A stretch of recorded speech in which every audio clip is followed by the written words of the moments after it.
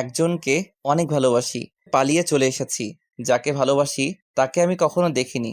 আমি আসি। আমাদের গল্পগুলো যদি ভালো লেগে থাকে তাহলে আমাদের চ্যানেলটি সাবস্ক্রাইব করে পাশে থাকবেন। ধন্যবাদ। আর আমি প্রিয়াঙ্কা। আমাদের গল্পগুলো যদি ভালো লেগে থাকে অবশ্যই আমাদের চ্যানেলকে সাবস্ক্রাইব করে পাশে থাকবেন। আর হ্যাঁ, ভিডিওটি সম্পূর্ণ শুনবেন। বিয়ের আগের রাতে পালিয়ে চলে এসেছি। কিছুই করার নেই, কারণ একজনকে অনেক ভালোবাসি, আর সেখানে অন্য কারোর সাথে বিয়ে দিতে চাইলে তো পালাতেই হবে। তাই আমিও পালিয়েছি। যাকে ভালোবাসি তাকে আমি কখনো দেখিনি। অনেকবার ঠিক করেছি দেখা করব, কিন্তু কোনো না কোনো কারণে দেখা করাটা হয়ে ওঠেনি। তাই তাকে না দেখে ভালোবেসে যাচ্ছি। আর আজকে আমার বিয়ের কথা শুনে সে পাগল হয়ে যাচ্ছে।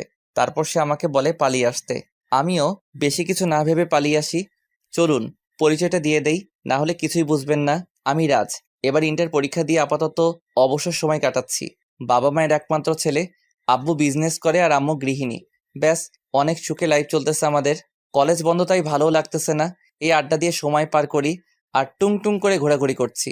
চলুন গল্পে ফেরা যাক। সকালে আম্মুর ডাকে ঘুম ভাঙলো, তাই উঠে ফ্রেশ হয়ে নাস্তা করতে নিচে চলে আসলাম। সবাই যখন নাস্তা করছিল তখনই আম্মু বলে উঠল, রাজ, কালকে তুমি আমার সাথে তোমাদের নানুদের বাসায় বেড়াতে যাবে। আম্মু তুমি গ্রামে যাবে, যাও। আমাকে এর মাঝে টানছো কেন? কারণ এবার তোর নীলাপুর বিয়ে ঠিক হয়েছে, আর তাই তোকে নিয়ে যাচ্ছি। আর এমনিতেও সেই ক্লাস 8-এর পরে আর যাস নাই। এবার তো পরীক্ষাও শেষ, চল গিয়ে ঘুরে আসবি। বিয়ে যেহেতু হচ্ছে তখন যাওয়া যায়, কিন্তু আব্বু যাবে না। আমি বিয়ের আগের দিন চলে যাব। আমার একটু কাজ আছে এখানে, তাই যেতে পারতেছি না এখন। ওকে, কিন্তু কাজ শেষ করে চলে যাবা বলে দিলাম। ওকে। আচ্ছা, ওইখানে গেলে সবাই আমাকে চিনবে তো, নাকি আনপাবলিক ভেবে বের করে দিবে? দূর পাগল, ওরা তোকে ঠিকই চিনবে, আর আমি আছি না। হুম। তারপর খাওয়া দাওয়া শেষ করে উপরে চলে আসলাম। উপরে এসে মোবাইলটা হাতে নিতেই দেখি রিয়া ফোন দিয়ে রেখেছে। তাই আর দেরি না করে কল ব্যাক করি। রিং হবার পরেই ধরে রিয়া। কি হলো? কোথায় চলে গিয়েছিলে? ব্রেকফাস্ট করতে। ও আচ্ছা, তুমি কি আমার সাথে দেখা করবে না? হুম।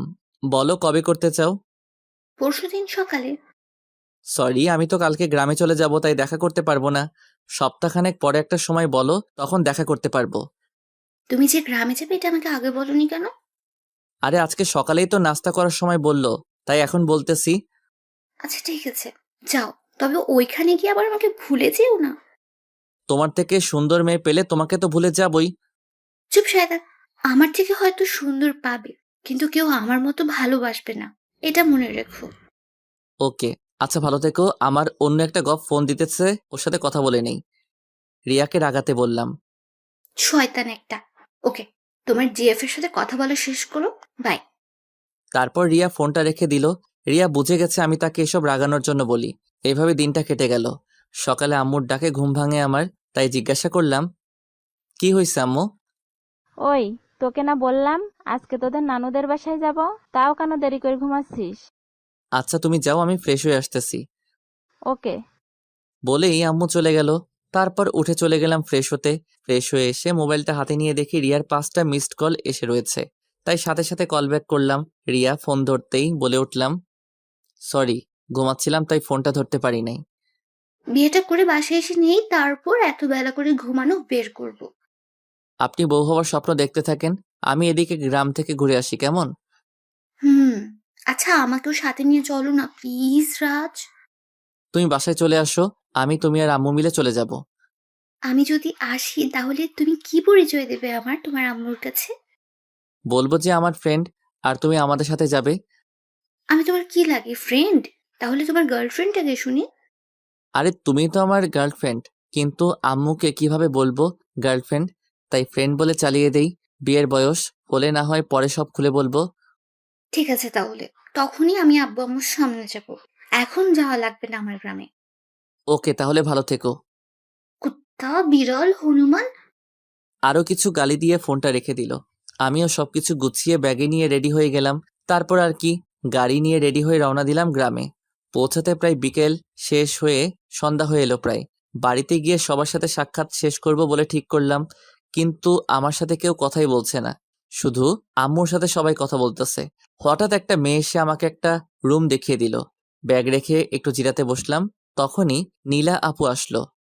কি রে রাজ, কি খবর তোর? এই তো ভালো আপু। তুই তো অনেক বড় হয়ে গেছিস। কিছুটা। কিন্তু আমি আসার পর কেউ কোনো কথা বললো না কেন আমার সাথে? আরে তুই কত বছর ধরে আসছিস না, তাই সবাই তোর উপরে অভিমান করে আছে। তুই তোর মামার একমাত্র ভাগ্নে, তাও যদি না আসিস তাহলে তো রাগ করবোই, তাই না? ও তাহলে এই কথা। ঠিক আছে, সবাইকে বলে দিও আমার খাবার রুমে পাঠিয়ে দিতে। আমি আর রুম থেকে বেরোবো না, ওনাদের সাথে কথাও বলবো না। বোকা, যা গিয়ে সবার সাথে একবার কথা বলে দেখ, সবার অভিমান ভেঙে যাবে। আরে চিন্তা করো না, আমি সবকিছু ঠিক করে দিব। ওকে, তুই রেস্ট কর, আমি যাই। ওকে। তারপর আপু রুম থেকে চলে গেল। আমি আবার বসে গেলাম খাটে। মোবাইলে রিয়াকে টেক্সট করে জানিয়ে দিলাম আমি পৌঁছে গেছি, না হলে আবার আর চিন্তা করবে। হঠাৎ কে যেন দরজা দিয়ে ঢুকলো। রুমে তাকিয়ে দেখি এটার কেউ না, ছোট মামার ছোট মেয়ে জয়া। জয়া দেখতে একদম পরীর মতো, কিন্তু আমার কাছে ও সারা জীবন ফাজিল হয়ে থাকবে। আমার হাতে কামড় দিয়েছিল ছোটবেলায়, আমার এটা এখনো মনে আছে। জয়া আমার থেকে 16 ঘন্টার বড়, আমার ক্লাসমেট জয়া। জয়া আর আমার মাঝে সম্পর্কটা হলো সাপ আর নেউলের মতো। জয়াকে দেখা মাত্রই চেহারার সব হাসি খুশি উড়ে গেল আমার। জয়া এদিকে আমার দিকে কিছুক্ষণ তাকিয়ে থেকে হঠাৎ একটা ভাব নিয়ে বলতে শুরু করলো। কি রে ফকিন্নি, তুই চলে এসেছিস? তুই তো হাতে পায়ে ভালোই লম্বা হয়েছিস। তো তোর কি, যা এখান থেকে ভাগ, আর সপ্তাহের ভিতর যেন তোর মুখ না দেখি। আমার বাসায় এসেই আমাকে তাড়িয়ে দিবি? বাহ, কি চমৎকার বাণী বললি রে তুই। আর একটা কথা, আমি না তোর থেকে বড়? তাহলে তুই আমাকে তুই তুকারি করছিস কেন? তাহলে আপনাকে কি বলে ডাকবো? আপনি বা আপু? তার থেকে ভালো তোকে নাগিন বলে ডাকি। আমি শুনেছি জয়া নাকি নাগিন ড্যান্স করে বাসায়। ব্যাস, রাজের কথা শুনে জয়া তেলে বেগুনে জ্বলে উঠল। সুন্দরী মেয়ের চেহারা এমনিতেও হালকা, একটু রাগলেই লাল হয়ে যায়। জয়ারও তাই হয়েছে। জয়াকে আর একটু রাগিয়ে দিতে ও লাল চেহারা দেখে বলে উঠলাম, এই তো নাগিনের রূপটা বাহিরে আসতেছে। গুড, নাগিন গান ধরবো নাকি আমি? জয়া আমার কথা শুনে এবার রাগের চরম পর্যায়ে চলে যায়। জয়া আর কিছু না বলে রুম থেকে বেরিয়ে গেল। আমি একটা শান্তির নিঃশ্বাস নিয়ে বসে পড়লাম। কিছুক্ষণ পর গিয়ে আমি ফ্রেশ হয়ে এসে বসেছিলাম রুমে। রুমে ভালো লাগছিল না, তাই আমি রুম থেকে বেরিয়ে ড্রয়িং রুমে গেলাম। এসে দেখে আম্মু বসে বসে টিভি দেখতেছে আর নানু রাতের খাবার রেডি করতেছে, আর নানুকে দুই মামি হেল্প করতেছে। আমি গিয়ে আম্মুর পাশে বসে টিভি দেখতে লাগলাম। হঠাৎ আমি নানুকে দেখিয়ে বলে উঠলাম, আচ্ছা আম্মু, আমার কেন জানি মনে হয় এই বৃদ্ধ মহিলাটাকে কোথায় যেন দেখেছি। এই মহিলাটা কি যেন লাগে আমার।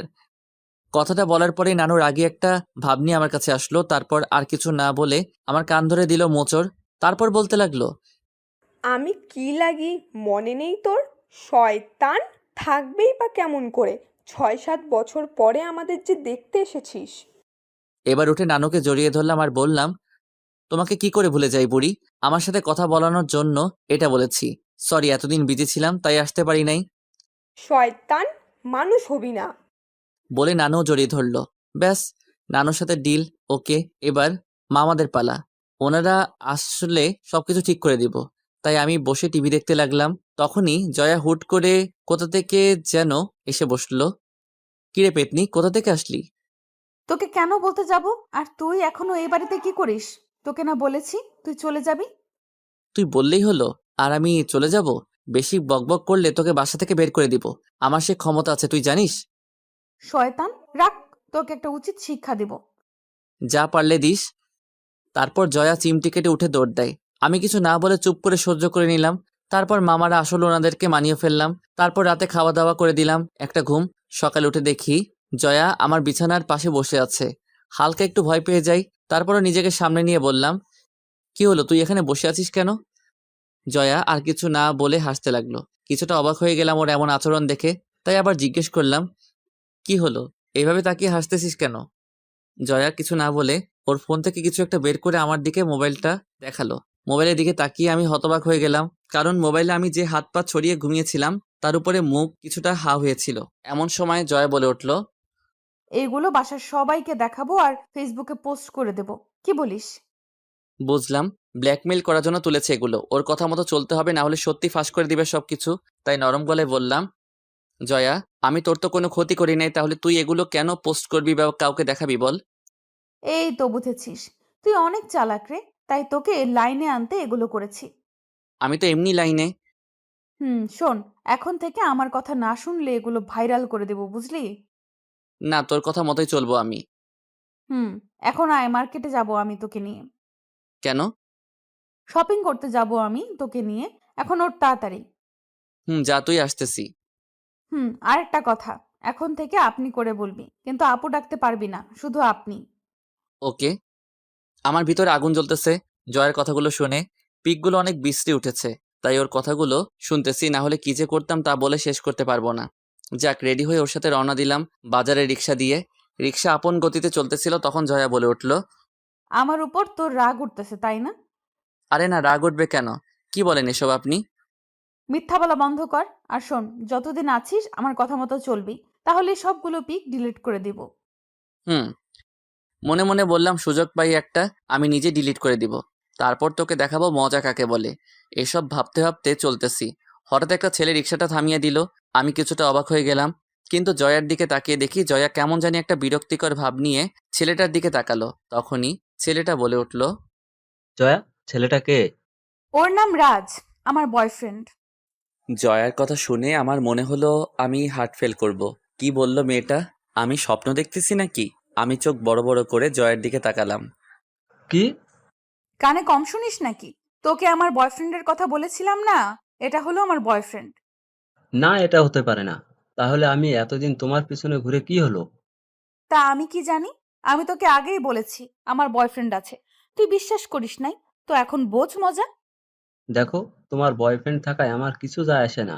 আমি এখনো তোমাকে ভালোবাসি। দেখ, ওর সাথে আমার সব কিছু হয়ে গেছে। মানেটা কি তোকে ভেঙে বলবো নাকি বুঝে যাবি? আর কয়েকদিন পর ওর আর আমার বিয়ে, তুই আসিস কেমন?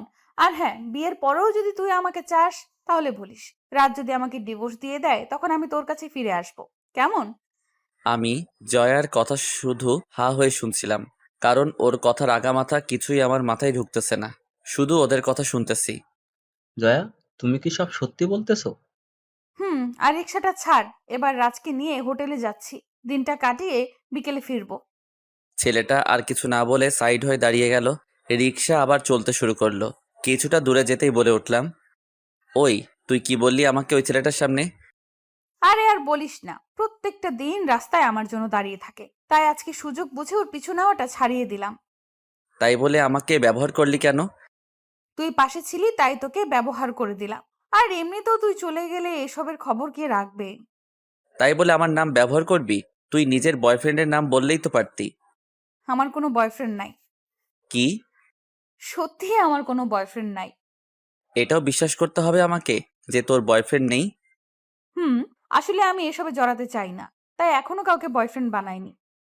ও, তা কাউকে পছন্দ করিস না? না, আর করলেও তোকে কেন বলতে যাব? আর তুই কিন্তু আমাকে তুই করে বলতেছিস। ও সরি।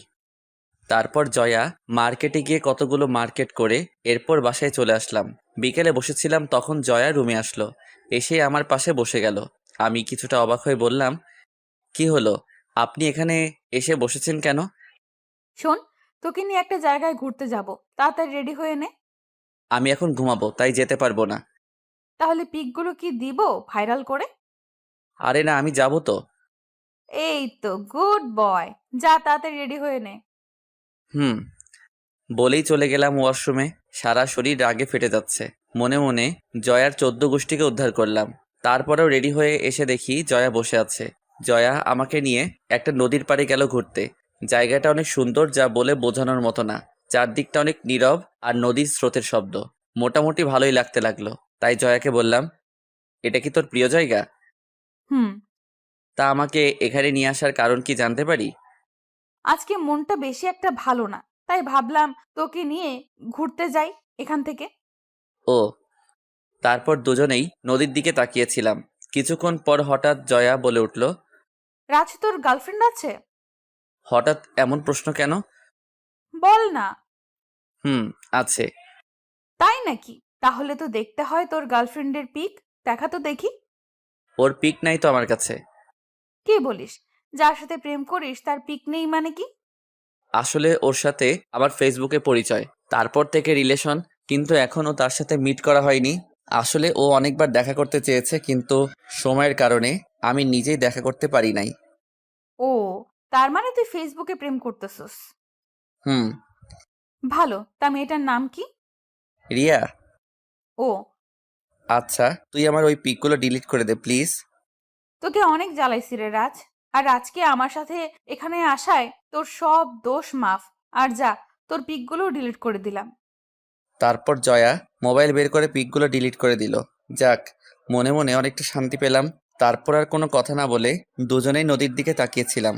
হঠাৎ আমার নজর জয়ার মুখের দিকে গেল। পরন্ত বিকেলের শেষ রোদে জয়ার রূপটা আরো জ্বলজ্বল করতে লাগলো। ওর মুখটাও নিষ্পাপ হয়ে উঠল। ওর এই চেহারা দেখলে কেউ বলতেই পারবে না যে মেয়েটা এতটা চঞ্চল। এসব ভাবছিলাম, তখন জয়ার ডাকে বাস্তবে ফিরলাম। কি রে, এইভাবে আমার দিকে তাকিয়ে আছিস কেন? না, এমনি।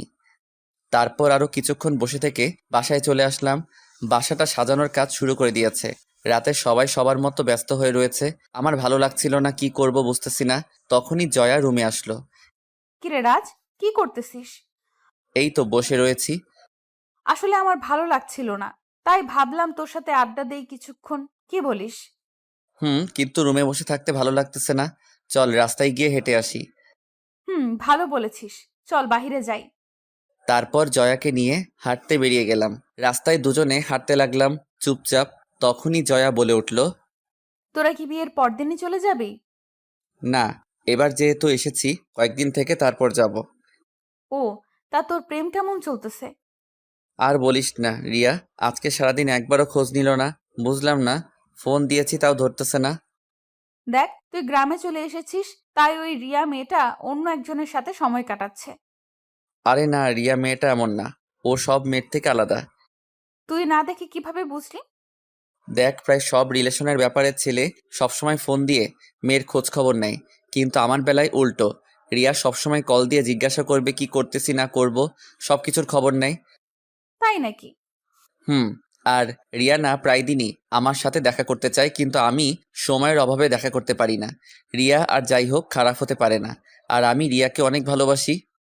ও রোমিও সাহেব, রোম্যান্স বাদ দিয়ে বাস্তবে আসেন। হুম। আচ্ছা চল বাসায় যাই। কেন, কাজ আছে নাকি? না, তবে খাওয়ার সময় হয়ে গেছে। ও, চলো। তারপর বাসার দিকে হাঁটতে লাগলাম। কি যেন মনে করে জয়াকে ডাক দিলাম। জয়া পিছনে ফিরে তাকালো। কি বলবি? হুম। বল, কি বলবি? ভাবতেছি তোর সাথে আর ঝগড়া করব না। কেন? ভাবতাম ছোটবেলার মতো খারাপ আছিস তুই, কিন্তু না, তুই বদলে গেছিস। তাই ভাবতেছি আর ঝগড়া করব না। ওকে। তাহলে চল আমরা আজ থেকে ফ্রেন্ডশিপ করে ফেলি। জয়া কিছু না বলে কি যেন ভাবতে লাগলো। কিছুক্ষণ ভেবে বলল, করতে পারি, তবে একটা শর্ত আছে। বল শুনি, কি শর্ত? ফ্রেন্ড হতে পারি যদি আমার সব কথা তুই শুনিস। আমি যেখানে যেতে বলবো তুই যাবি, যা করতে বলবো তা করবি। তাহলে আমারও একটা শর্ত আছে। তোর আবার কি শর্ত? আমাকে প্যারা দিতে পারবি না, ওকে? আর ওই দিনের মতো বৃষ্টির ছবি আর তুলবি না। ওকে। ব্যাস। জয়া হেসে হাত বাড়িয়ে দিল, আর আমি হ্যান্ডশেক করে নিলাম। তারপর রওনা দিলাম বাসার দিকে। বাসায় এসে খাওয়া দাওয়া করে ঘুমিয়ে গেলাম। সকালে মুখে পানি ছিটানোর পর ঘুম ভাঙলো। তাকিয়ে দেখি জয়া সামনে দাঁড়িয়ে আছে পানির গ্লাস নিয়ে। কি হলো, পানি ছিটালি কেন? এত বেলা করে কেউ ঘুমায়? তাই বলে পানি ছিটাবি? ডাকলেই তো উঠে যেতাম। ডাকলে উঠতেছি, একটু পরে উঠবো এসব বলতি, কিন্তু পানি ছিটিয়ে দিয়েছি, একেবারে উঠে বসেছিস। আচ্ছা, দরজা লাগানো ছিল, তুই ভিতরে আসলি কিভাবে?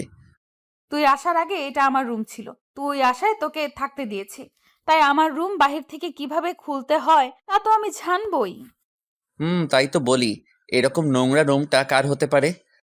এটা নোংরা রুম? তাহলে বাকি রুমগুলো কি? কমপক্ষে এটার থেকে ভালো। তাহলে যা গিয়ে গরুর ঘরে থাক, ওইখানটা পরিষ্কার পাবি। হ্যাঁ, বেড়াতে এসেছি বলে এখন তো খোটা দিবি। চুপ, বক বক না করে নাস্তা করতে আয়, আম্মু তোকে ডাকতে পাঠিয়েছে আমাকে। তুই যা, আমি আসতেছি। আর চুলগুলো এমনভাবে এলোমেলো করে রেখেছিস কেন? এমনি। আগে গিয়ে এগুলো ঠিক করে আয়, আর মামিকে বলবি নাস্তা রুমে পাঠিয়ে দিতে। চুপচাপ আয়, না হলে মারবো ধরে, তোর জন্য আমি এখনো খাইনি। কি, আমার জন্য খাস নাই মানে? ভাবতেছি তোর সাথে একসাথে খাবো। আচ্ছা তুই যা, আমি আসতেছি। ওকে। বলেই জয়া চলে গেল। তারপর আমি উঠে ফ্রেশ হয়ে গিয়ে নাস্তা করে নিলাম। রাতে গায়ে হলুদের অনুষ্ঠান হবে, তাই সবাই সাজাতে ব্যস্ত হয়ে আছে। আর আমিও সবার কাজগুলো ঘুরে ঘুরে দেখতে লাগলাম। সন্ধ্যায় রেডি হয়ে গিয়ে সবার মতো আমিও এক জায়গায় বসেছিলাম। তখনই মোবাইলের একটা কল আসলো। তাকিয়ে দেখি রিয়া কল দিয়েছে, তাই তাড়াতাড়ি রিসিভ করলাম। কেমন আছো রাজ? কেমন আছি জিজ্ঞাসা করলে মারবো বলে দিলাম। সরি রাজ, এই 2-3 দিন অনেক বিজি ছিলাম। তার উপরে বাসায় কিছু মেহমান এসেছে, তাই তোমার সাথে যোগাযোগ করতে পারিনি। ও, তা কেমন আছো তুমি? ভালো, তুমি কেমন আছো? এতক্ষণে ভালো হয়েছি। হুম, তা গ্রামে গিয়ে কি নতুন কাউকে পেয়ে গেলে নাকি? তোমার কি মনে হয়? আমি যাকে ভালোবাসি সে আমাকে ছাড়া অন্য কারোর প্রতি মুগ্ধ হতেই পারে না। তাহলে জিজ্ঞেস করলে কেন? এমনিই মন চেয়েছে তাই। তবে একটা শত্রুকে ফ্রেন্ড বানিয়েছি এখানে এসে। ফ্রেন্ডটা কোনো মেয়ে না তো? আমার মামাতো বোন জয়া। গুড, তবে প্রেমে পড়ে যেও না আবার। ফালতু কথা বাদ দিয়ে এখন বলো কি করতেছো? এই তো কলিজের সাথে কথা বলছি। তাই নাকি? থাক, এত রোমান্টিক হওয়ার দরকার নেই। আপনি একটু অপেক্ষা করেন, ঢাকায় এসে এবার সবার আগে আপনার সাথে দেখা করব। ওকে, আমি অপেক্ষায় রইলাম। আচ্ছা রিয়া, তোমার গলাটা আজকে এত চেনা চেনা লাগতেছে কেন? যার মনে আমি থাকি তার কাছে আমার গলা চেনা লাগবে না তো অচেনা লাগবে নাকি? তাও ঠিক। তা তুমি আর কিছু বলতে যাব, তখনই পিছন থেকে কাঁধে কেউ হাত রাখলো। তাকিয়ে দেখি জয়া, তাই তাড়াতাড়ি ফোনটা কেটে দিলাম। তারপর জয়া বলে উঠল, কিরে, কার সাথে কথা বলছিলি? রিয়ার সাথে। ও, তাহলে তো তোদের কথার মাঝে হয়তো আমি চলে এসেছি। সমস্যা নাই, আমি যাই, তুই কথা বল। আরে না, বল, কি বলবি? তোকে সবাই খুঁজতেছে। কেন? আপুর মুখে হলুদ লাগিয়ে দিবি না? ও, তুই যা, আমি আসতেছি। তাড়াতাড়ি আয়। জয়া চলে গেল। আমি রিয়াকে বলি বিজি আছি, পরে কথা বলবো বলে চলে যাই সবার ওইখানে। তারপর ছোট মামি আর আমি গিয়ে আপুর মুখে হালকা একটু হলুদ লাগিয়ে দেই। তারপর আপুকে একটু মিষ্টি খাইয়ে দেই। ভাবলাম এই সুযোগে আপুর সাথে একটু দুষ্টুমি করে নেই, তাই আপুকে বললাম, আপু, মুখে আটা কয় বস্তা লাগিয়েছো? চুপ শয়তান। সত্যি বললেই দোষ। তবে আপু, তোমাকে না আজকে অনেক সুন্দর লাগতেছে। তাই নাকি? Thank you. ইস, যদি আর 5 থেকে 6 বছর আগে জন্ম নিতাম তাহলে কতই না ভালো হতো। কেন? 5 বছর আগে জন্ম নিলে কি করতি? 5 বছর আগে জন্ম নিলে তোমার উপরে লাইন মারতে পারতাম, কিন্তু এত ছোট হওয়ায় তাও পারতেছি না। তুই কি যাবি? না আমি এখন তোকে মারবো। যাচ্ছি, তবে Congress and wish your happy married life. Thanks. Welcome. তারপর সেখান থেকে এসে জয়ার পাশে দাঁড়ালাম। জয়া নীলা আপুর দিকে এক দৃষ্টিতে তাকিয়ে আছে, তাই আমি জিজ্ঞাসা করলাম, কি রে, এইভাবে তাকিয়ে কি দেখছিস? ভাবতেছি মেয়েদের জীবনে কত কিছুই না করতে হয়। নিজের পরিবার ছেড়ে অন্য কোথাও চলে যেতে হয়, আরো কত কিছু। তবে তুই চিন্তা করিস না, তোর বেলায় এসব কিছুই হবে না। কেন? কারণ তোর মতো পেতনি আর ফাজিল মেয়েকে কেউ বিয়ে করবে কি না সন্দেহ আছে। তুই আবার শুরু করলি? এবার কিন্তু মার খাবি বলে দিলাম। ওকে, এখন চল কিছু খেয়ে নেই। দুপুরে কি যা খেয়েছিলাম তার সব হজম হয়ে গেছে। হুম। তারপর এভাবে রাতটা কাটিয়ে দিলাম। সকালে আম্মুর ডাকে ঘুম ভাঙলো।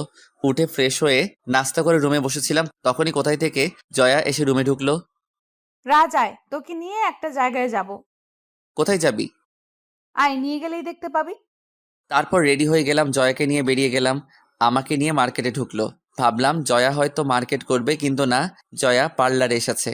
আমাকে ওয়েটিং রুমে বসিয়ে দিয়ে সে চলে গেল ভিতরে। আমি বসে বসে মোবাইল টিপতেছিলাম, তখনই রিয়ার ফোন আসলো, তাই রিসিভ করলাম। কি খবর জনাব, কেমন আছেন? জি ভালো, আপনি কেমন আছেন? ভালো তো। কালকে হঠাৎ কলটা কেটে দিয়েছিলে কেন? বেশি বিজি ছিলে? কিছুটা মামাতো বোনের গায়ে হলুদ ছিল, তো তাই হলুদ তখন লাগাতে গিয়েছিলাম। ও, তা এখন কি করছো?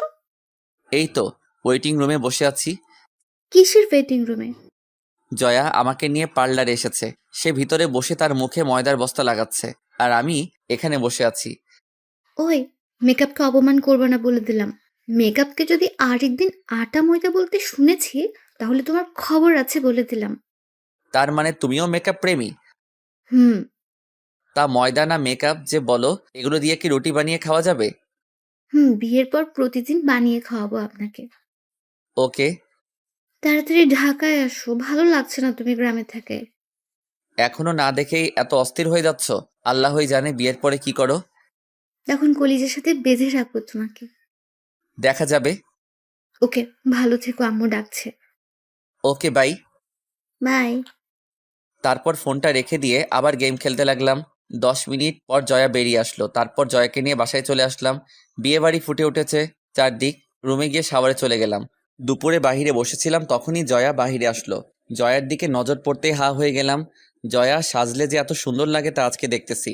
তার উপর আবার শাড়ি পরেছে। হাই খোদা, মেয়েটা তো পরীর সাথে পাল্লা দিতে পারবে। শুধু আমি না, বিয়ে বাড়ির সবাই জয়ার দিকে হা করে তাকিয়ে আছে।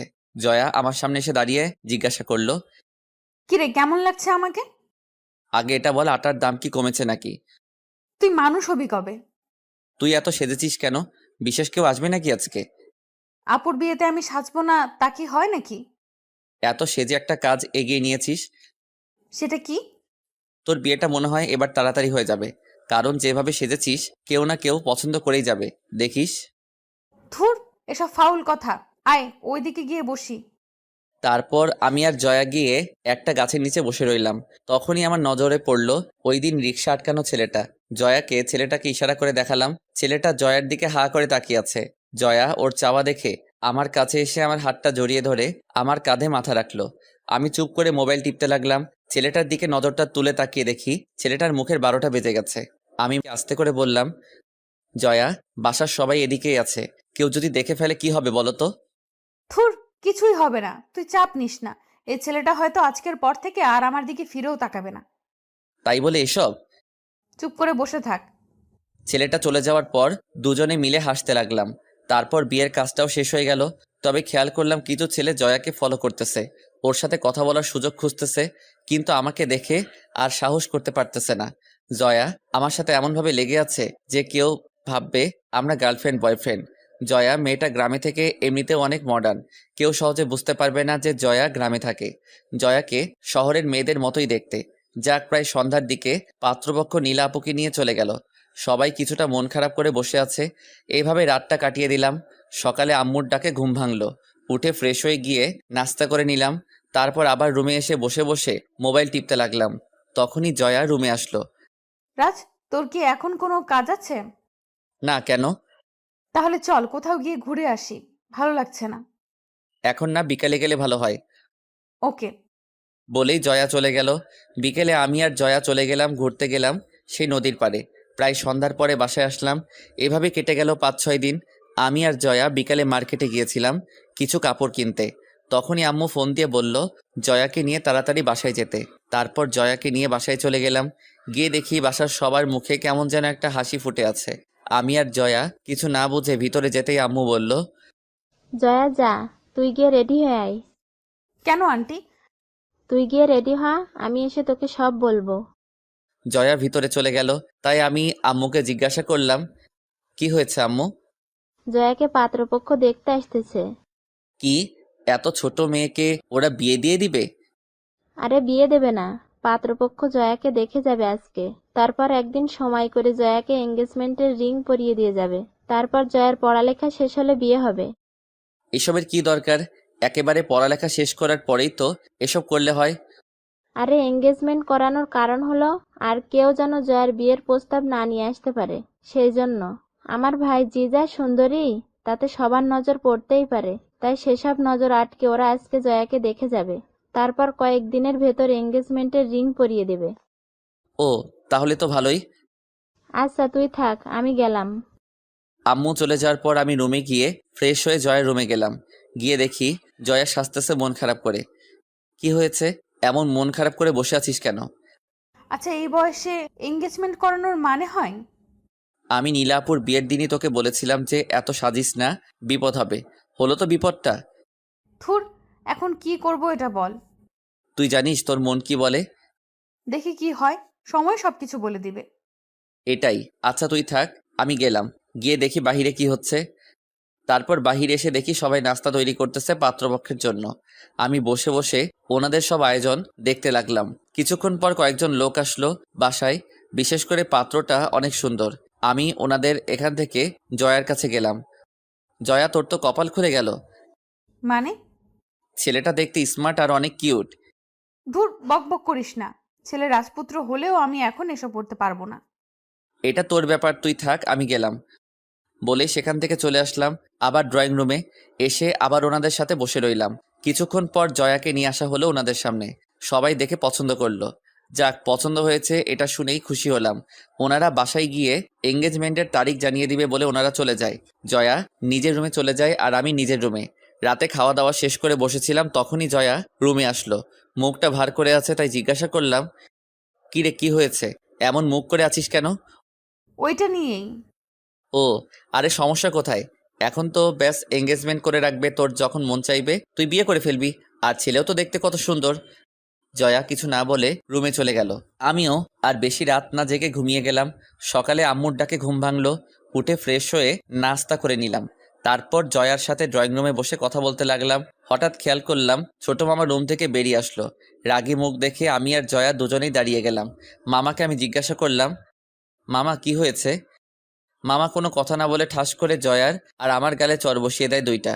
আমি আর জয়া অবাক হয়ে তাকিয়ে আছি মামার দিকে। কেন চর মেলেছে এসবের কিছুই বুঝতেছি না। জয়াও আমার মতোই অবাক হয়ে তাকিয়ে আছে। আম্মুর দিকে তাকিয়ে দেখি উনিও রাগী মুখ নিয়ে তাকিয়ে আছেন আমার দিকে। কি হচ্ছে কিছুই বুঝতেছিলাম না। তখনই বলে উঠল, তোদের কারণে আজকে আমার এত বড় অপমান সহ্য করতে হলো। কেন? আমরা আবার কি করলাম?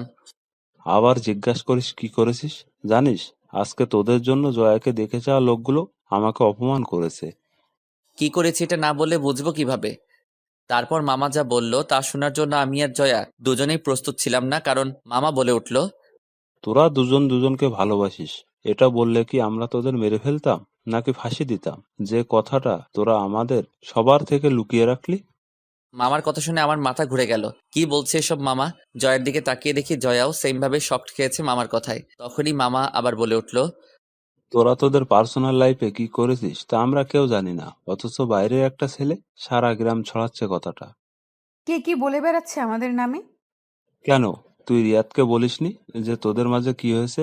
না হলে সেটা রিয়াদ জানলো কিভাবে? বুঝলাম না এখানে মামা কি বলছে। সব আমার মাথার উপর দিয়ে যাচ্ছে। তাই জিজ্ঞাসা করলাম, মামা এই রিয়ারটা কে? তোরা তাকে তোদের লাইফে কি হয়েছে না হয়েছে এসব সব বলে এসেছিস। আমি এবারও কিছু না বুঝে জয়ের দিকে জিজ্ঞাসার দৃষ্টিতে তাকাতেই জয়া বলে উঠল, রিয়াদ হলো ওই দিন আমাদের রিকশায় যে আটকে ছিল, সে হলো রিয়াদ। এবার মাথায় হালকা কিছু ঢুকেছে, কিন্তু এসবের সাথে জয়াকে দেখতে আসা লোকগুলোর কি সম্পর্ক এসব ভাবতে লাগলাম। তখনই মামা বলে উঠল, ওই ছেলেটা জয়াকে দেখতে আসা লোকগুলোকে উল্টো পাল্টা বলে দিয়েছে, আর ওরা আমাকে অনেক কথা শুনিয়েছে। তোদের এসবের কি দরকার ছিল? আমাদের বললে কি আমরা তোদের মেনে নিতাম না? আর ওই ছেলেটা সারা গ্রাম জয়ার নামে বদনাম ছড়াচ্ছে। মামা আপনি। আমি আর কিছু বলার আগেই মামা তার রুমে চলে গেল। আস্তে আস্তে সবাই নিজের রুমে চলে গেল। এখন ড্রয়িং রুমে আমি আর জয়া দাঁড়িয়ে আছি। জয়াও কান্না করতে করতে তার রুমে চলে গেল।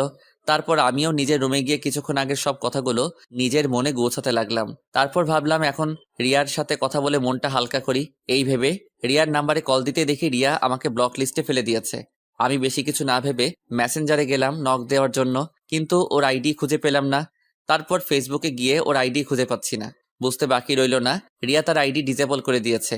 টুইটার, ইমো সহ সব ইন্টারনেট ওয়েবসাইট থেকে রিয়া আমাকে ব্লক করে দিয়েছে। মাথাটাও এবার কাজ করা বন্ধ করে দিয়েছে। রিয়া হঠাৎ এমন করলো কেন এটাই ভেবে পাচ্ছি না। মামার ঘটনাটা বাদ দিয়ে এবার রিয়ার এমন আচরণ দেখে আমি অবাক হয়ে গেলাম। আর কিছু ভাবতে পারছি না আমি। মাথা ব্যথা করতেছে আমার, তাই ওষুধ খেয়ে শুয়ে রইলাম আমি। প্রায় 1 ঘন্টা পর আম্মু, আব্বু, বড় মামা, ছোট মামা সহ কম বেশি সবাই আমার রুমে আসলো। আমিও উঠে বসলাম। সবাইকে দেখে সবাই এসে আমার আশেপাশে বসলো। তখন বড় মামা বলে উঠল, রাজ, তুই যে জয়াকে ভালোবাসিস এটা আমাকে বা তোর ছোট মামা অথবা তোর আব্বু আম্মুকে বললে কি তোদের কোনো ক্ষতি হতো নাকি? আমরা বলতাম যে তোরা এমন কিছু করিস না, তোদের ভালো খারাপ বোঝার বয়স হয়েছে, তাই হয়তো তোরা দুজন দুজনকে ভালোবেসে ফেলেছিস।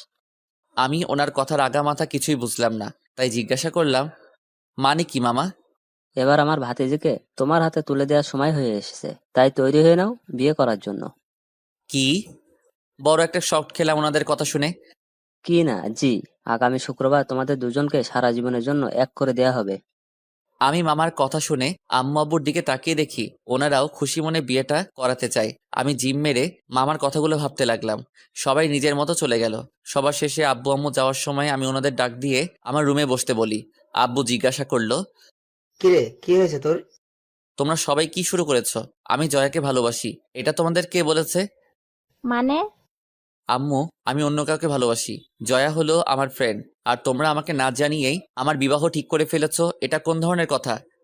তাহলে ওই ছেলেটা যে এসব কথা বললো? আসলে আব্বু ওই দিন তারপর তাদের সবকিছু খুলে বললাম।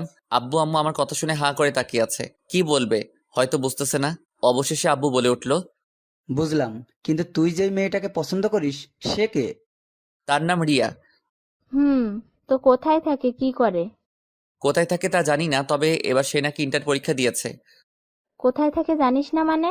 আচ্ছা, মেয়েটার একটা ফটো দেখা। ফটো তো নেই আমার কাছে আম্মু। আচ্ছা, মেয়েটাকে একটা কল দে, আমি কথা বলবো মেয়েটার সাথে। ফোনটা হাতে নিতেই মনে পড়ল রিয়ার সাথে যোগাযোগ করার সব রাস্তা বন্ধ। কি করব এখন? তখন আম্মু বলে উঠল, কি হলো, কল দিচ্ছিস না কেন? আম্মু, রিয়ার সাথে কোনো যোগাযোগ করতে পারতেছি না। সোশ্যাল সাইট থেকে ব্লক করে দিয়েছে আমাকে। তাহলে ওর বাসার নাম্বারে কল দে। ওর বাসার নাম্বার তো নেই। মানে কি? আচ্ছা, তুই ওই রিয়া মেয়েটাকে দেখেছিস তো নাকি? রিয়ার সাথে এখনো দেখা করা হয়নি, এমনি ফোনে কথা হতো আর চ্যাটিং। রাজ, তুই কি আমাদের সাথে মজা করা শুরু করেছিস নাকি? আম্মু, তোমার সাথে মজা করতে যাব কেন? আমি সিরিয়াস। আচ্ছা, মানলাম তুই ওই মেয়েটাকে পছন্দ করিস, কিন্তু ওই মেয়েটার সাথে তোর কোনো যোগাযোগ নেই, এমনকি তাকে তুই কখনো দেখিসনি। তাহলে তুই আমাদের একটা প্রমাণ দে যে ওই মেয়েটাও তোকে ভালোবাসে। আম্মু, তুমি এই বিয়েটা বন্ধ করো, আমি বাকিটা দেখতেছি। আম্মু আব্বু আর কোনো কিছু না বলে ভাবনার সাগরে ডুব দিল। অনেকক্ষণ ভেবে হঠাৎ আম্মু বলে উঠল, দেখ রাজ, আমি তোকে সোজা একটা কথা বলি, মাথায় ঢুকিয়ে নে। বলো। এই বিয়ে বন্ধ করে দিতে পারি, একটা শর্তে। বিয়ের যেহেতু আরো 7 দিন বাকি, তাই তুই 3 দিনের মধ্যে রিয়ার সাথে আমার যোগাযোগ করাবি। 3 দিন পার হয়ে গেলে আমি আর তোর কোনো কথা শুনবো না, বলে দিলাম। আব্বু, তুমি একটু বুঝাও আম্মুকে। তোর আব্বু কি বুঝাবে? প্রথমত, তুই যদি ওই মেয়েটাকে দেখতি তাহলে একটা কথা ছিল, তার থেকেও বড় কথা হলো এই পরিবারের মান সম্মান নিয়ে তোরা জেনে হোক বা না জেনে হোক টান দিয়েছিস। এখন তোর কাছে দুটো রাস্তাই খোলা আছে, দেখ তুই কি করবি। দুই রাস্তা মানে? হয়তো 3 দিনের ভিতরে ওই মেয়েটার সাথে আমার কথা বলাবি, না হলে জয়াকেই বিয়ে করতে হবে, বলে দিলাম। আম্মু, তুমি এমন করে আমাকে কথা বলতেছো? কারণ তোরা হয়তো নিজেদের বাঁচাতে মিথ্যাটা বলেছিলি, কিন্তু এখন এটা বংশের মান সম্মানে গিয়ে আটকেছে। তাছাড়া এই বাসার সবাই ওই ছেলেটার কথা বিশ্বাস করে বসে আছে। তুমি গিয়ে ওনাদের বুঝিয়ে বলো। দেখ, ওরা যদি ভাবে এখন আমরা মিথ্যা বলতেছি। আম্মু, জয় নিজেই তো সাক্ষী। আচ্ছা, মানলাম বাসার সবাই মেনে নিল, কিন্তু এই গ্রামের সবাইকে কিভাবে বুঝাবি বল? কাল যদি আবার জয়ার জন্য বিয়ের প্রস্তাব আসে, তাহলে আবার কেউ না কেউ এটা নিয়ে তাদের কাছে বলে দিবে, তখন কি করবি? আম্মু, আমি বুঝতেছি না কি করব।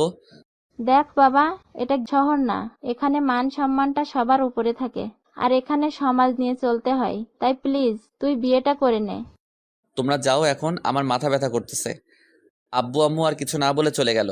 আমি দরজা লাগিয়ে দিয়ে এসে ভাবতে লাগলাম, কি হচ্ছে এসব আমার সাথে? কিছুই বুঝতেছি না। ভাববো কোনটা নিয়ে এটাও বুঝতেছি না। রিয়া কেন এমনটা করলো এটা নিয়ে ভাববো নাকি বিয়ের কথাটা নিয়ে ভাববো কিছুই বুঝতেছি না। এসব ভাবতে ভাবতে কখন যে ঘুমিয়ে গেলাম তা নিজেও জানি না। ঘুম ভাঙলো দরজায় কারো নক করার আওয়াজে। উঠে দরজা খুলে দেখি আম্মু খাওয়ার জন্য ডাকতেছে। তারপর ফ্রেশ হয়ে গিয়ে খাওয়া দাওয়া করে রুমে চলে আসলাম। বিকেলে ছাদে গেলাম, গিয়ে দেখি জয়া এক কোণে দাঁড়িয়ে আছে। তাই জয়ার কাছে গিয়ে দাঁড়ালাম। জয়া আমাকে দেখে বলে উঠল, রাজ, সরি, আমি আসলে বুঝতে পারিনি যে ওই কথা এমন একটা প্রভাব ফেলবে। ধুর, বাদ দে পুরোনো কথা। আর এখন কি করব সেটা নিয়ে ভাবতে হবে। তুই একটা কাজ করলে পারিস রাজ। কি কাজ? তুই আজ রাতে পালিয়ে ঢাকায় চলে যা, এদিকটা আমি সামলে নিব। ওই, তুই কি বলতেছিস এসব? পরে সবার কাছে মুখ দেখাবো কিভাবে আমি? তো এখানে পড়ে থেকে কি আমাকে বিয়ে করবি নাকি? দেখি, কিছু একটা তো করতেই হবে। এভাবে চলতে দেওয়া যাবে না। হুম। আচ্ছা, রিয়া কি বলে? আর বলিস না, সকাল থেকে সবকিছু থেকে ব্লক করে রেখেছে আমাকে। কিন্তু কেন? জানি না রে, এখন কি করব তাও মাথায় আসছে না। তার উপর আবার আম্মুর এমন শর্ত, মাথাটা খারাপ হয়ে যাবে আমার। কেন? আন্টি আবার কি শর্ত রেখেছে? আর বলিস না, বলেছে 3 দিনের ভিতর রিয়াকে ওনার সামনে নিয়ে দাঁড় করাতে, না হলে তোকে বিয়ে করতে। জয়া কিছু না বলে চুপ করে রইল। আমিও ভেবে পাচ্ছি না কি করব। সন্ধ্যায় ছাদ থেকে নেমে নিচে নেমে আসলাম। তারপর রাতে খাওয়া দাওয়া করে রুমে চলে আসলাম। ভাবতে লাগলাম কি করা যায়, কিন্তু কোনো উপায়ই পাচ্ছি না। একদিকে আম্মুদের বংশের মান সম্মান, অন্যদিকে জয়ার লাইফ নিয়েও টেনশন হয়ে গেছে। অন্যদিকে রিয়াও এমন সময় বেঁকে বসলো যা বলার মতো না। এখন সামলাবো কত দিকে তা নিজেই ভাবতে পারতেছি না, পালাতেও পারতেছি না। কারণ পালালে মনে করবে জয়ার সাথে সব করে যখন বিয়ের কথা আসলো তখনই পালিয়ে গেছি। এখন গ্রামের মানুষকে কিভাবে বোঝাবো যে আমার মনে আসলে কি? শালার নিজেকে এখন মনে হচ্ছে গালি দিতে। কেন যে গ্রামে আসতে গেলাম তা ভেবে পাই না। বিয়ে দেখতে এসে নিজেই ফেঁসে গেলাম। হাজারো চিন্তা নিয়ে কখন যে ঘুমিয়ে গেলাম তা নিজেও জানি না। এভাবে কেটে গেল 3 দিন। বিকেলে আম্মু রুমে আসলো। কি রে রাজ, রিয়া মেয়েটার কোনো খোঁজ পেলি? না আম্মু। তাহলে আর কি করবি বল, এখন জয়াকে বিয়েটা করে নে। আম্মু প্লিজ, তুমি কিছু একটা করো। কাল থেকে বিয়ের সব কাজ শুরু হবে, তাই প্লিজ এসব বাদ দিয়ে নর্মাল হয়ে নে, তোর জন্যই ভালো হবে। আম্মুর কথায় রিয়্যাক্ট না করে আগের মতোই বসে রইলাম। যাওয়ার আগে বলে গেল আম্মু, তোর কোনো ফ্রেন্ডকে আসতে বললে বলে দে। তুমি জানো না আমার ফ্রেন্ড কে কে? তুমি নিজেই তো দাওয়াত দিলে পারো। ফ্রেন্ড কি আমার না তোর? তুই জানিস কি করবি। আমি গেলাম। আম্মু চলে গেলে আমি ভাবতে লাগলাম, নিশাত, সিয়াম আর ফারিয়াকে কিভাবে বলবো যে আমি বিয়ে করতেছি। ওরা তো হাসতে হাসতে শেষ হয়ে যাবে। তার চেয়ে ভালো ওদের আগে এখানে আসতে বলি। এখানে আসলেই পরিস্থিতি বুঝে ফেলবে। রাতে ওদের ফোন দিয়ে বললাম গ্রুপে আসতে। তারপর মেসেঞ্জার গ্রুপে ওদের 3 জনকে কল দিলাম। সবাই অ্যাক্টিভ হলো। সিয়াম জিজ্ঞাসা করলো, কিরে, হঠাৎ এত জরুরি তলব? শোন, তোরা কাল সকালে 3 জন আমাদের নানুর বাড়িতে চলে আসবি। কেন, কি হয়েছে? কোনো সমস্যা? আগে আয়, তারপর না হয় বলতেছি। কাল বিকেলে রওনা দিয়ে দে। নিশাত আর ফারিয়া রাজি হয়ে গেল, কিন্তু সিয়াম নাকি আসতে পারবে না, কারণ সে ঢাকার বাহিরে আছে। তো তুই কবে আসতে পারবি? 2 দিন পর। হিসাব করলাম যে সিয়াম গায়ে হলুদের দিন আসবে। যাক, তাতেও সমস্যা নেই। ওকে বলে দিলাম। পরের দিন রাতে গিয়ে নিশাত আর ফারিয়াকে স্টেশন থেকে পিক করে আনলাম। এদিকে বাসাটা হালকা সাজিয়েছে, তাই ওরা হালকা অবাক হয়ে ভিতরে আসলো। ওদের আমার রুমে বসালাম। ফারিয়া জিজ্ঞাসা করলো, কি রে রাজ, তোর মামাতো বোনের বিয়ে তো অনেকদিন আগেই শেষ, তা বাসাটা আবার সাজাচ্ছে কেন? কারণ তোর ভাই বিয়ে করতে যাচ্ছে। মানে? আর বলিস না। কিভাবে হলো? আর রিয়ার কথা বলিস না ওনাদের? শোন, আমি তোদের সব বলতেছি। তারপর ওদের শুরু থেকে সবকিছু খুলে বললাম। ওরাও শুনে চুপ করে রইল। কিছুক্ষণ কি বলবে হয়তো ভাবতেছে। তখন নিশাত বলে উঠল, সবকিছু যেমন তেমন, কিন্তু রিয়া এটা করবে ভাবতেও পারিনি। কি বলবো বল? এই জন্যই বলেছি, না দেখে প্রেম করার দরকার নেই। এখন কি করবি এটা বল। এই 4 দিন ধরে এটাই ভাবতেছি, কিন্তু কোনো রাস্তা দেখতেছি না। তোর হবু বউকে ডাক তো একটু দেখি। হুম বলেই জয়াকে ফোন দিলাম। জয়া, কোথায় তুই? রান্নাঘরে কেন? আমাকে একটু কফি বানিয়ে দিয়ে যা না প্লিজ। তুই বস, আমি নিয়ে আসতেছি। ওকে। আচ্ছা, জয়া কি জানে রিয়ার ব্যাপারে? সব জানে। আচ্ছা, বিয়ে করবি বলে ঠিক করে নিয়েছিস নাকি? রিয়ার একটা লিংক পেলেই বিয়েটা করব না, আর ভাবতেছি পালিয়ে যাব, কারণ আর কোনো রাস্তা দেখতেছি না। কি বলিস? এখন দেখি কি করা যায়। আর এসব কথা বাদ দিয়ে তোদের কি খবর বল। আমাদের আর কি চলতেছে? কথা বলার এক ফাঁকে জয়া কফি নিয়ে আসলো। তারপর আমি নিশাত আর ফারিয়ার সাথে পরিচয় করিয়ে দিলাম। রাজ, তোরা কথা বল, আমার একটু কাজ আছে, আমি যাই। জয়া চলে যাওয়ার পর ফারিয়া বলে উঠল, এত সুন্দর মেয়েকে তোর বিয়ে করতে সমস্যা কোথায়? তুই আবার একই কথা বলতেছিস? আচ্ছা, তো পালিয়ে গেলে কবে পালাবি? কাল আমার গায়ে হলুদ, আর কাল রাতে সিয়াম আসবে। সিয়ামকে আনার নাম করে তোদের নিয়ে পালাবো। জয়া জানে তুই যে পালাবি?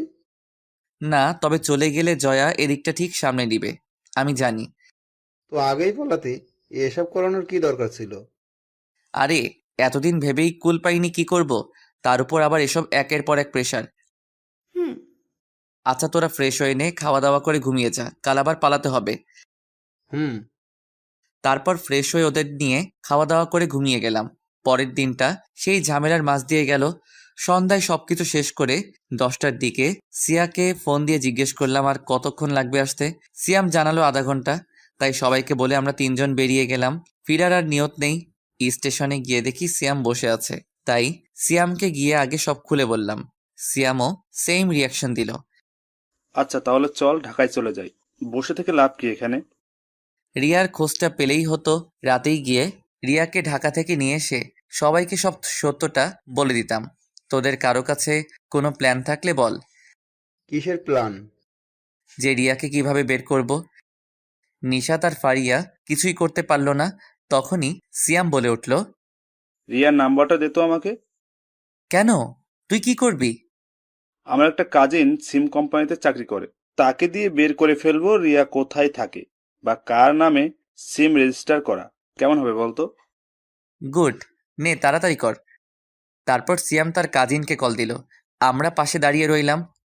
হ্যালো ভাই, তোমার একটা হেল্প লাগবে। কি হেল্প?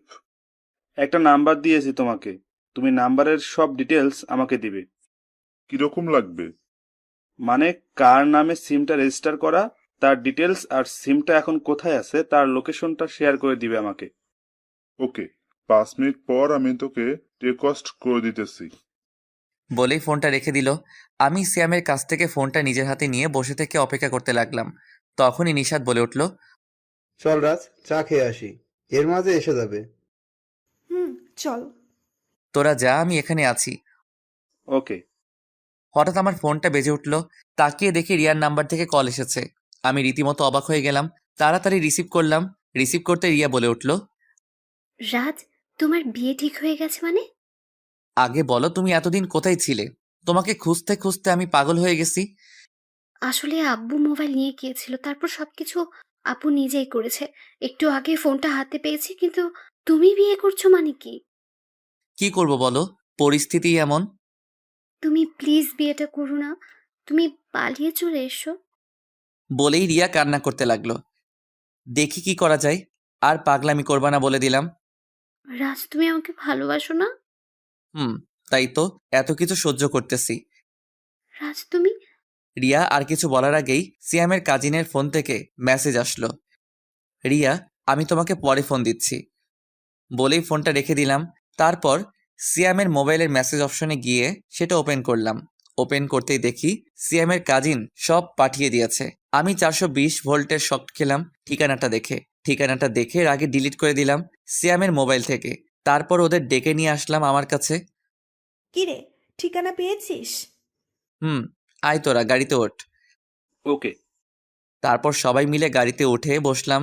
আমি ড্রাইভিং সিটে বসে গাড়ি চালাতে লাগলাম নানুদের বাসার দিকে। তখন নিশাত বলে উঠল, কিরে, তুই আবার ওই বাসার দিকে যাচ্ছিস কেন? এমনি রিয়াকে বিয়ে করব না, জয়া আমার জন্য বেস্ট, আর রিয়াকে একটা শিক্ষা দিব আমি। তোর কথার মানে বুঝতেছি না আমি। মানে বিয়ে করে ঢাকায় গিয়ে নেই, তারপর বুঝাবো। আমি তোদের আপাতত চুপ থাক। ওকে। তারপর সিয়াম সহ সবাইকে নিয়ে বাসায় চলে আসলাম। যে বাসা থেকে পালানোর নিয়ত নিয়ে বেরিয়েছিলাম, আবার সেখানে ফিরে যাচ্ছি। সকালে উঠে রিয়াকে আগে ব্লক করে দিলাম। তারপর উঠে নাস্তা করে নিলাম। রুমে এসে বসেছিলাম, তখন সিয়াম, নিশাত আর ফারিয়া রুমে আসলো। কিরে রাজ, তাহলে তুই এই বিয়েটা করতেছিস? হুম। কিন্তু কেন? তুই না বললি কালকে পালিয়ে যাবি, পরে আবার কি হলো? তোদের তো বললাম যে ঢাকায় গিয়ে বলবো। আচ্ছা ঠিক আছে, তা বিয়ের পরে কি জয়াকে এখানেই রেখে যাবি নাকি সাথে করে ঢাকায় নিয়ে যাবি? এখানে কি মাছি মারতে রেখে যাব জয়াকে? তাহলে তো সবকিছুই হয়ে যাবে মামা। ফারিয়া চুপ করবি তুই? আর তোরা নাস্তা করেছিস? হুম। তাহলে তোরা এখানে বসে গল্প কর, আমি একটু শুয়ে থাকি। ওকে। তারপর ওরা বসে কথা বলতে লাগলো। আমি চোখ বন্ধ করে শুয়ে রইলাম। কিছুক্ষণ পর নিশাত ডাক দিল আমাকে, তাই তাকিয়ে দেখি জয়া রুমে এসেছে। তাই উঠে বসলাম। কিরে তুই এখন এখানে? কেন, কোনো সমস্যা আছে? না, কেন এসেছিস বল। তুই কি সত্যিই বিয়েটা করবি? কেন, তোর কোনো সমস্যা আছে নাকি? না, তবে রিয়া। আরে ধুর, যে মেয়ে এতদিন ধরে খবর নেয়নি বেঁচে আছে কিনা মরে গেছি, সেই মেয়ের আশায় বসে থেকে লাভ নেই। এমনকি কালকেও ফোন দেয়নি সে। ও আর এমনিতেও তুই তো ঢাকা ভার্সিটিতে ভর্তি হবি, তাই না? তাহলে আর কি। আচ্ছা, তোরা কথা বল, আমি গেলাম। জয়া চলে যাচ্ছিল, তখনই ফারিয়া বলে উঠল, জয়া ভাবি, একটু এদিকে আসো তো। হুম। বলে ওদের কাছে এসে বসলো। আমি আবার চোখ বন্ধ করে শুয়ে রইলাম। তখন ফারিয়া জয়াকে বলতে লাগলো, জয়া, তুমি এই ফাট্টুর পাল্লায় পড়তেছো? হাল্লাই জানে তোমার কি অবস্থা হয়। জয়া কিছু না বলে চুপচাপ বসে রইল। তাই আমি চোখ বন্ধ রেখে বললাম, জয়াকে নিয়ে চিন্তা না করে আমাকে নিয়ে চিন্তা কর যে আমার কি অবস্থা হবে। কেন, তোর আবার কি হবে? সাথে করে আইটেম বোম নিয়ে গেলে যা হয়, আবার অবস্থাও তাই হবে। তাই নাকি? তাহলে তো ভালোই, তোকে সোজা রাস্তায় আনার জন্য জয়াই পারফেক্ট। দেখা যাক। জয়া, তুই কিছু বলছিস না কেন? কি বলবো আমি? থাক, এখানে লজ্জা পেয়ে লাভ নাই। আর আমরা সবাই ক্লাসমেট, তাই প্লিজ কিছু বলেন, না হলে ওরা তোকে পচাতেই থাকবে। তোরা কথা বল, আমার কাজ আছে, আমি যাই। বলেই জয়া চলে গেল। ওরা সবাই হাসাহাসি করতে লাগলো জয়ার শরম পাওয়া দেখে। দুপুরে বিয়েটা হয়ে গেল। বিকেলের দিকে জয়াকে নিয়ে রওনা দিলাম ঢাকায়। রাত 11টা এসে পৌঁছালাম বাসায়। বাসায় কাজের বুয়া আর রতন চাচা মিলে বাসাটা মোটামুটি সাজিয়েছে। আমি রুমে এসে ফ্রেশ হয়ে নিশাদদের সাথে চলে গেলাম ছাদে। আম্মু খাবার রেডি করতে লাগলো। আধা ঘন্টা পর আম্মু খেতে ডেকে গেল। খাওয়া দাওয়া শেষ করে নিশাদ, ফারিয়া আর সিয়ামকে নিয়ে রুমে বসে বসে গল্প করতে লাগলাম। 10 মিনিট পর আম্মু জয়াকে নিয়ে রুমে আসলো। কিরে, তোরা এখানে কি করিস? যা নিচে যা, ওইখানে তোদের রুম। যাচ্ছি। আর চিন্তা করো না আন্টি, তোমার ছেলেকে নিয়ে যাব না। যা গিয়ে বস তোরা, আমি আসতেছি। ওকে। তারপর নিশাতেরা চলে গেল নিচে। আম্মু জয়াকে রুমে দিয়ে চলে গেল।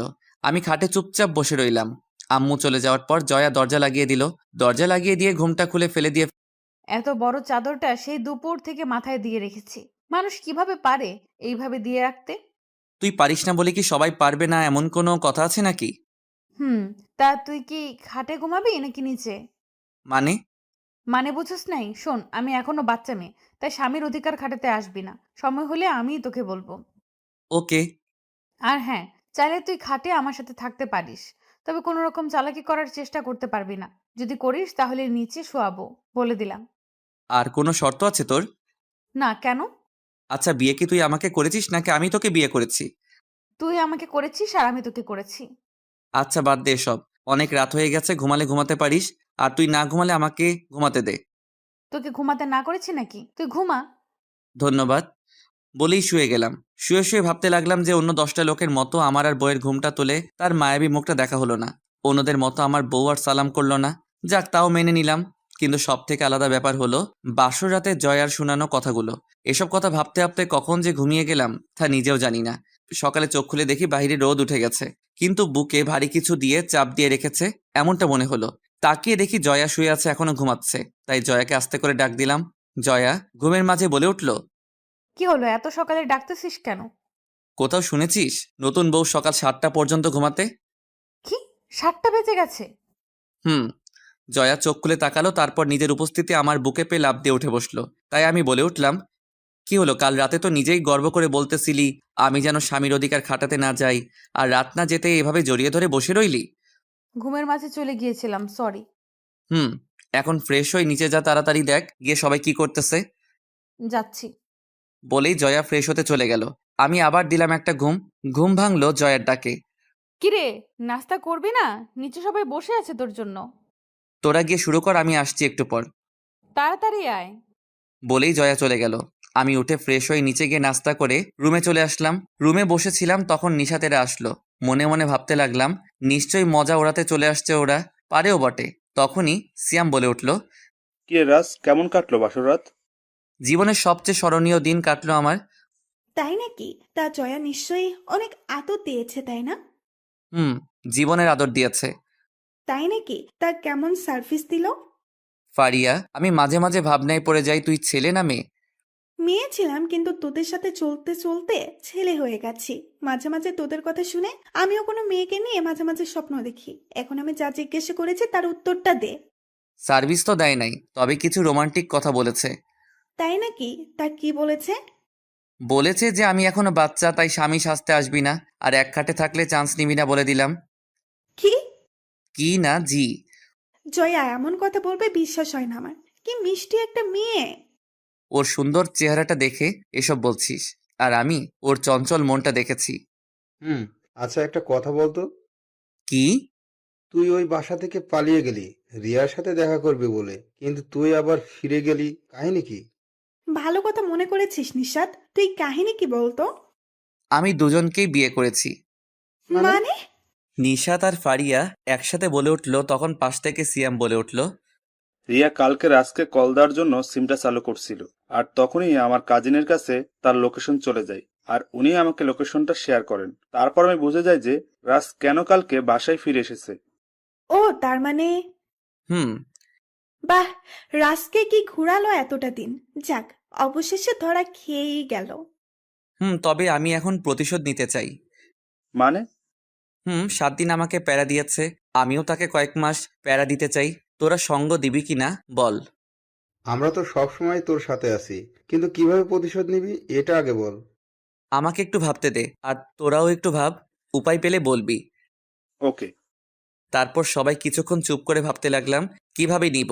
ভেবেই পাচ্ছিলাম না, তখনই ফারিয়া বলে উঠল, রাজ, আমি একটা উপায় পেয়েছি। বল শুনি কি উপায়। শোন, আমরা একটা ফেক রিয়া সাজিয়ে তার সাথে তুই মিথ্যা নাটক করতে থাকবি, আর এদিকে উনি জ্বলবে আর পুড়বে। Great idea. সব ঠিক আছে, কিন্তু এই ফেক রিয়াটা হবে কে? আরে চিন্তা করিস না, আমার একটা কাজিন আছে, আমাদের বাসায় থাকে। সে দেখতেও সুন্দর, তার উপর আবার অ্যাক্টিং ভালো পারে। তুই আসলে একটা চিজ। মানুষের উপকারের চেয়ে ক্ষতিটা কিভাবে করতে হয় তা খুব ভালো করে জানিস, আর এমন লোক টিমে থাকা দরকার। ওই, তুই চুপ কর, আসছে আমারে বলতে। ওকে, তুই কথা বলে দেখ, কালকে বিকেলে আমি পুরনো বাড়িতে আসব, ওইখানে কথা হবে। ওকে। তারপর সবাই যার যার মতো বসে বসে মজা করতে লাগলাম। আর এদিকে জয়া আম্মুর সাথে রান্না শিখতে ব্যস্ত। এত বড় হয়ে গেছে, এখনো রান্না শিখে নাই। যাক, মামাদের আদরের মেয়ে, তাই আম্মু জয়াকে তার শিষ্য বানিয়ে নিল। দুপুরে খাওয়া দাওয়া করে সিয়ামেরা চলে গেল। আমি রুমে বসে মোবাইল টিপতে লাগলাম। কিছুক্ষণ পর জয়া রুমে আসলো, এসেই চারদিকে 4 হাত পা ছড়িয়ে শুয়ে পড়ল। আমার দিকে তাকিয়ে হালকা করে একটা হাসি দিল। কি হলো, দাঁত বাহির করে আছিস কেন? তোকে একটা কাজ করে দিতে হবে। কি কাজ? আমার মাথাটা ব্যথা করতেছে, একটু টিপে দিবি প্লিজ? আর কাউকে পেলি না এটা বলার জন্য যে আমি যে তোর স্বামী, সেটা ভুলে গেলি নাকি? চুপ কর, আর যা বলছে তা কর। আসছে স্বামী হইতে, তাড়াতাড়ি মাথার একটু টিপে দে। আর এই বাসাতে আঙ্কেল আন্টি ছাড়া তো তুই আছিস, তাহলে আর কাকে বলবো? ওকে, কিন্তু বেশি নড়াচড়া করতে পারবি না, ঠিক আছে? আমি গিয়ে দেয়ালের সাথে পিঠ ঠেকিয়ে ধাক্কা দিয়ে বসলাম। ওকে। জয়া বালিশ নিয়ে আমার কোলে রাখলো, তারপর সেটার উপর শুয়ে পড়ল। আমি আস্তে আস্তে জয়ার মাথাটা টিপে দিতে লাগলাম। তখনই জয়া বলে উঠল, রাজ, তুই যে বউয়ের সেবা করতেছিস সেটা আঙ্কেল আন্টি জানলে কি করবে? প্রথমত তুই আমাকে দিয়ে তোর সেবা করাচ্ছিস, শুনলে তোকে তোর বাসায় পাঠিয়ে দিবে, তারপর আবার আমাকে বিয়ে করাবে। চুপ শয়তান। আবার বিয়ে করবে? শখ কি ওনার? কেন, আরেকটা বিয়ে করলে তোর কি সমস্যা? আরেকটা বিয়ে করলে ওই বউটা আমাকে আদর করবে, আরো কত কিছু। আর আমি তোকে এমন মার মারবো যে জীবনে আর আদর খাওয়ার নাম নিবি না। রাখ, আব্বু আম্মুকে তোর গুন্ডি স্বভাবের কথাটা বলবো আজকেই। যা গিয়ে বলে দেখ, আঙ্কেল আন্টি বিশ্বাস করবে না। ওই, আমার আব্বু আম্মু তোর আঙ্কেল আন্টি লাগে বিয়ের পরেও? আমার যখন যেটা মন চাইবো তখন সেটাই বলবো, তাতে তোর কোনো সমস্যা? তোর কপাল ভালো এই বাসার বউ হয়ে এসেছিস, না হলে ওই ছেলেটার সাথে বিয়ে হলে বুঝতি কত ধানে কত চাল। এখানে লেখা ছিল তাই এখানে হয়েছে, আর বেশি কথা না বলে মাথা টেপ। আমার হাত ব্যথা করতেছে, আমি আর পারবো না। আর একটু টিপে দে না প্লিজ, ঘুম চলে আসছে। ওকে, কিন্তু তার বিনিময়ে আমি কি পাবো? কি বিনিময় নিবি বল? আমাকে আর জ্বালাতে পারবি না আজকে। ওকে। তারপর আবার জয়ার মাথাটা টিপে দিতে লাগলাম। কিছুক্ষণ পর জয়া ঘুমিয়ে গেল। আমি ওর মুখটার দিকে তাকিয়ে ভাবতে লাগলাম যে এই ঘুমন্ত চেহারাটা দেখে মনে হয় না মেয়েটা এত চঞ্চল, তবু কেন জানি এত ভালো লাগে। এসব ভাবতে ভাবতে দেয়ালে ধাক্কা দেওয়া অবস্থায় আমিও ঘুমিয়ে গেলাম, কখন তা নিজেও জানি না। ঘুম ভাঙলো আম্মুর ডাকে, তাকিয়ে দেখি আম্মু সামনে দাঁড়িয়ে আছে। কিরে, সন্ধ্যা হয়ে গেছে, উঠবি না? হুম। তা রোমান্স করতে করতে একেবারে ঘুমিয়ে গেলি? মানে? নিচে তাকিয়ে দেখ। নিচে তাকিয়ে দেখি জয়া আমার কোলে শুয়েই ঘুমিয়ে রয়েছে। আম্মুকে বললাম, তুমি এটাকে রোমান্স করেছি ভাবতেছো? তোমার ভাইয়ের মেয়ে আমাকে দিয়ে তার মাথা টিপিয়েছে। তো কি হয়েছে? আচ্ছা, এমন মেয়েকে আনতে পারলে না যে আমার একটু সেবা করবে? চুপ কর, কালকে মেয়েটা এসেছে আর আজকে খুঁত ধরা শুরু করেছিস? তুই তোর বাবার বা বংশের একটা নৌকো ফেলবি। এখানে আব্বু আর আমার বংশ আসলো কোথা থেকে? তোর বাবা আর তোর দাদু সারা জীবন আমার খুঁত ধরে এসেছে, আর এখন তুই আমার ভাইয়ের মেয়েটাকে নিয়ে পড়েছিস খুঁত ধরতে? তোরা ভালো হবি কবে বলতো? আম্মু, আমার ভুল হয়েছে। তোমার ভাইয়ের মেয়েকে নিয়ে এখন যাও, আর মহারানীকে উঠিয়ে তোমার সাথে নিয়ে যাও। তোর বউ তুই নিয়ে আয়, আমি গেলাম। বলেই আম্মু সুরসুর করে রুম থেকে চলে গেল। তখনই উঠে বসে আমাকে বলল, কিরে, বিচার দিয়ে লাভ হলো না? হবে কিভাবে? তোর মতোই তেরা, তার উপর আবার তার বংশের মেয়েকে নিয়ে বলেছি, শুনবে কে? এটাকেই বলে পাওয়ার। যা রেডি হয়ে নিচে আয়, আমি গিয়ে দেখি কি রান্না করবে আন্টি। যা তুই, আমি পরে যাব। ওকে, সেটা তোর ইচ্ছা। বলেই ওয়াশরুমে চলে গেল ফ্রেশ হতে। আমি উঠে বসে বসে মোবাইল টিপতে লাগলাম। জয়া ফ্রেশ হয়ে নিচে চলে গেল। রাতে খাওয়া দাওয়া করে রুমে এসে বারান্দায় বসে রইলাম। তখনই পিছনে কেউ এসে দাঁড়ালো। তাকিয়ে দেখি জয়া দাঁড়িয়ে আছে। কি হলো, এখানে এসেছিস কেন? এমনি মন চাইতেছে। কেন, তোর কোনো সমস্যা আছে নাকি এখানে আসলে? আরে না, এটা তো আপনাদের রাজত্ব, আপনারা যেখানে মন চায় যেতে পারবেন। এখন রুমে আয়, ঘুমাবি। তুই গিয়ে ঘুমা, আমি একটু পরে আসবো। ওকে, তাহলে চল দুজনে গিয়ে একটু ছাদে হেঁটে আসি। না, কেন? ভালো লাগতেছে না। কোনো সমস্যা? না, তেমন কিছু না। তুই গিয়ে শুয়ে পড়, আমি একটু পরে আসতেছি। ওকে। জয়া চলে গেল। আমি ফোনটা বের করে টিপতে লাগলাম। তারপর হালকা করে চোখে ঘুম আসলে রুমে গিয়ে ঘুমিয়ে গেলাম। সকালে জয়ার ডাকে ঘুম ভাঙলো। তাকিয়ে দেখি সামনে কফির মগ নিয়ে দাঁড়িয়ে আছে। উঠে ফ্রেশ হয়ে নাস্তা করে নিলাম। তারপর আবার রুমে এসে নিশাদদের সবাইকে বলে দিলাম বিকেলে দেখা করার কথা। বিকেলে রেডি হয়ে চলে গেলাম সেই আড্ডা দেওয়ার পুরনো বাড়িতে। এসে দেখি সবাই বসে আছে আমার আগেই। ফারিয়ার কাজিনকে দেখলাম, দেখতে অনেক সুন্দর। তারপর ওর মোবাইল নাম্বার নিয়ে রিয়া দিয়ে সেভ করে নিলাম। ফারিয়া, ওকে সবকিছু বুঝিয়ে দিয়েছিস তো নাকি? হুম, সবকিছু বলে দিয়েছি। তুই দেখবি এখনো কেমন অ্যাক্টিং করে। ওকে, তাহলে কাল সকাল ঠিক 6টায় আপনি আমাকে কল দিবেন। তখন জয়া ফোন ধরবে। তারপর কি বলতে হবে তা তো আপনি জানেনই। চিন্তা করবেন না। তারপর আরও কিছুক্ষণ গল্প করলাম সবাই মিলে। প্রায় সন্ধ্যার দিকে বাসায় আসলাম। এসে দেখি আব্বু আম্মু আর জয়া বসে বসে গল্প করতেছে। আমি রুমে গিয়ে ফ্রেশ হতে ওয়াশরুমে চলে গেলাম। বাহিরে এসে দেখি জয়া দাঁড়িয়ে আছে। কিরে, নিচ থেকে চলে আসলি? তা তুই এতক্ষণ কোথায় ছিলি? নিশাদদের সাথে দেখা করতে। ও আচ্ছা। এভাবে রাতটা কেটে গেল। সকালে মোবাইলের আওয়াজে ঘুম ভাঙলো।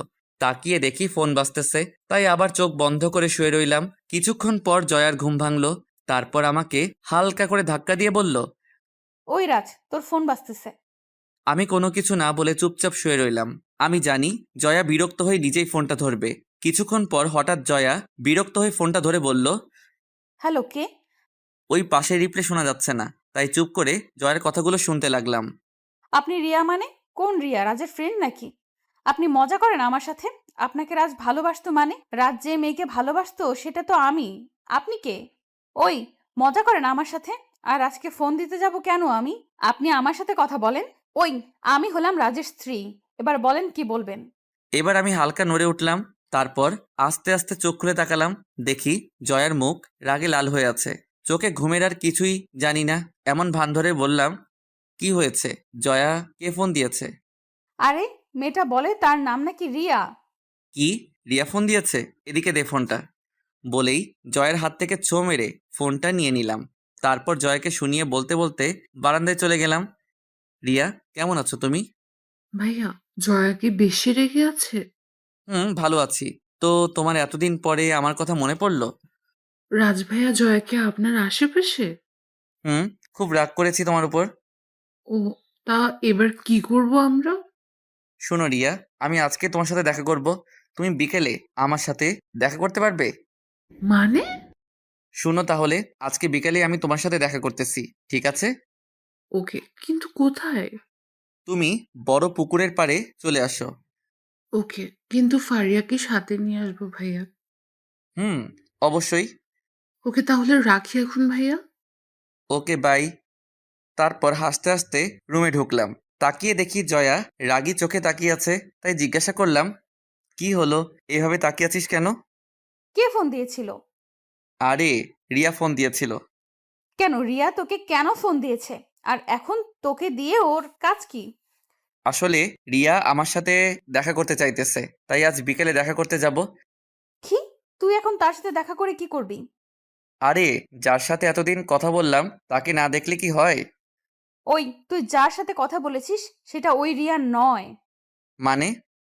তার মানে তুই দেখা করতে যাবি, তাহলে আমিও তাকে দেখতে যাব। কেন, তুই গিয়ে কি করবি? তোর সেই রিয়াকে দেখবো। জয়া দাঁতে দাঁত চেপে কথাটা বলল। তোর দেখা লাগবে না, আমি একাই যাব।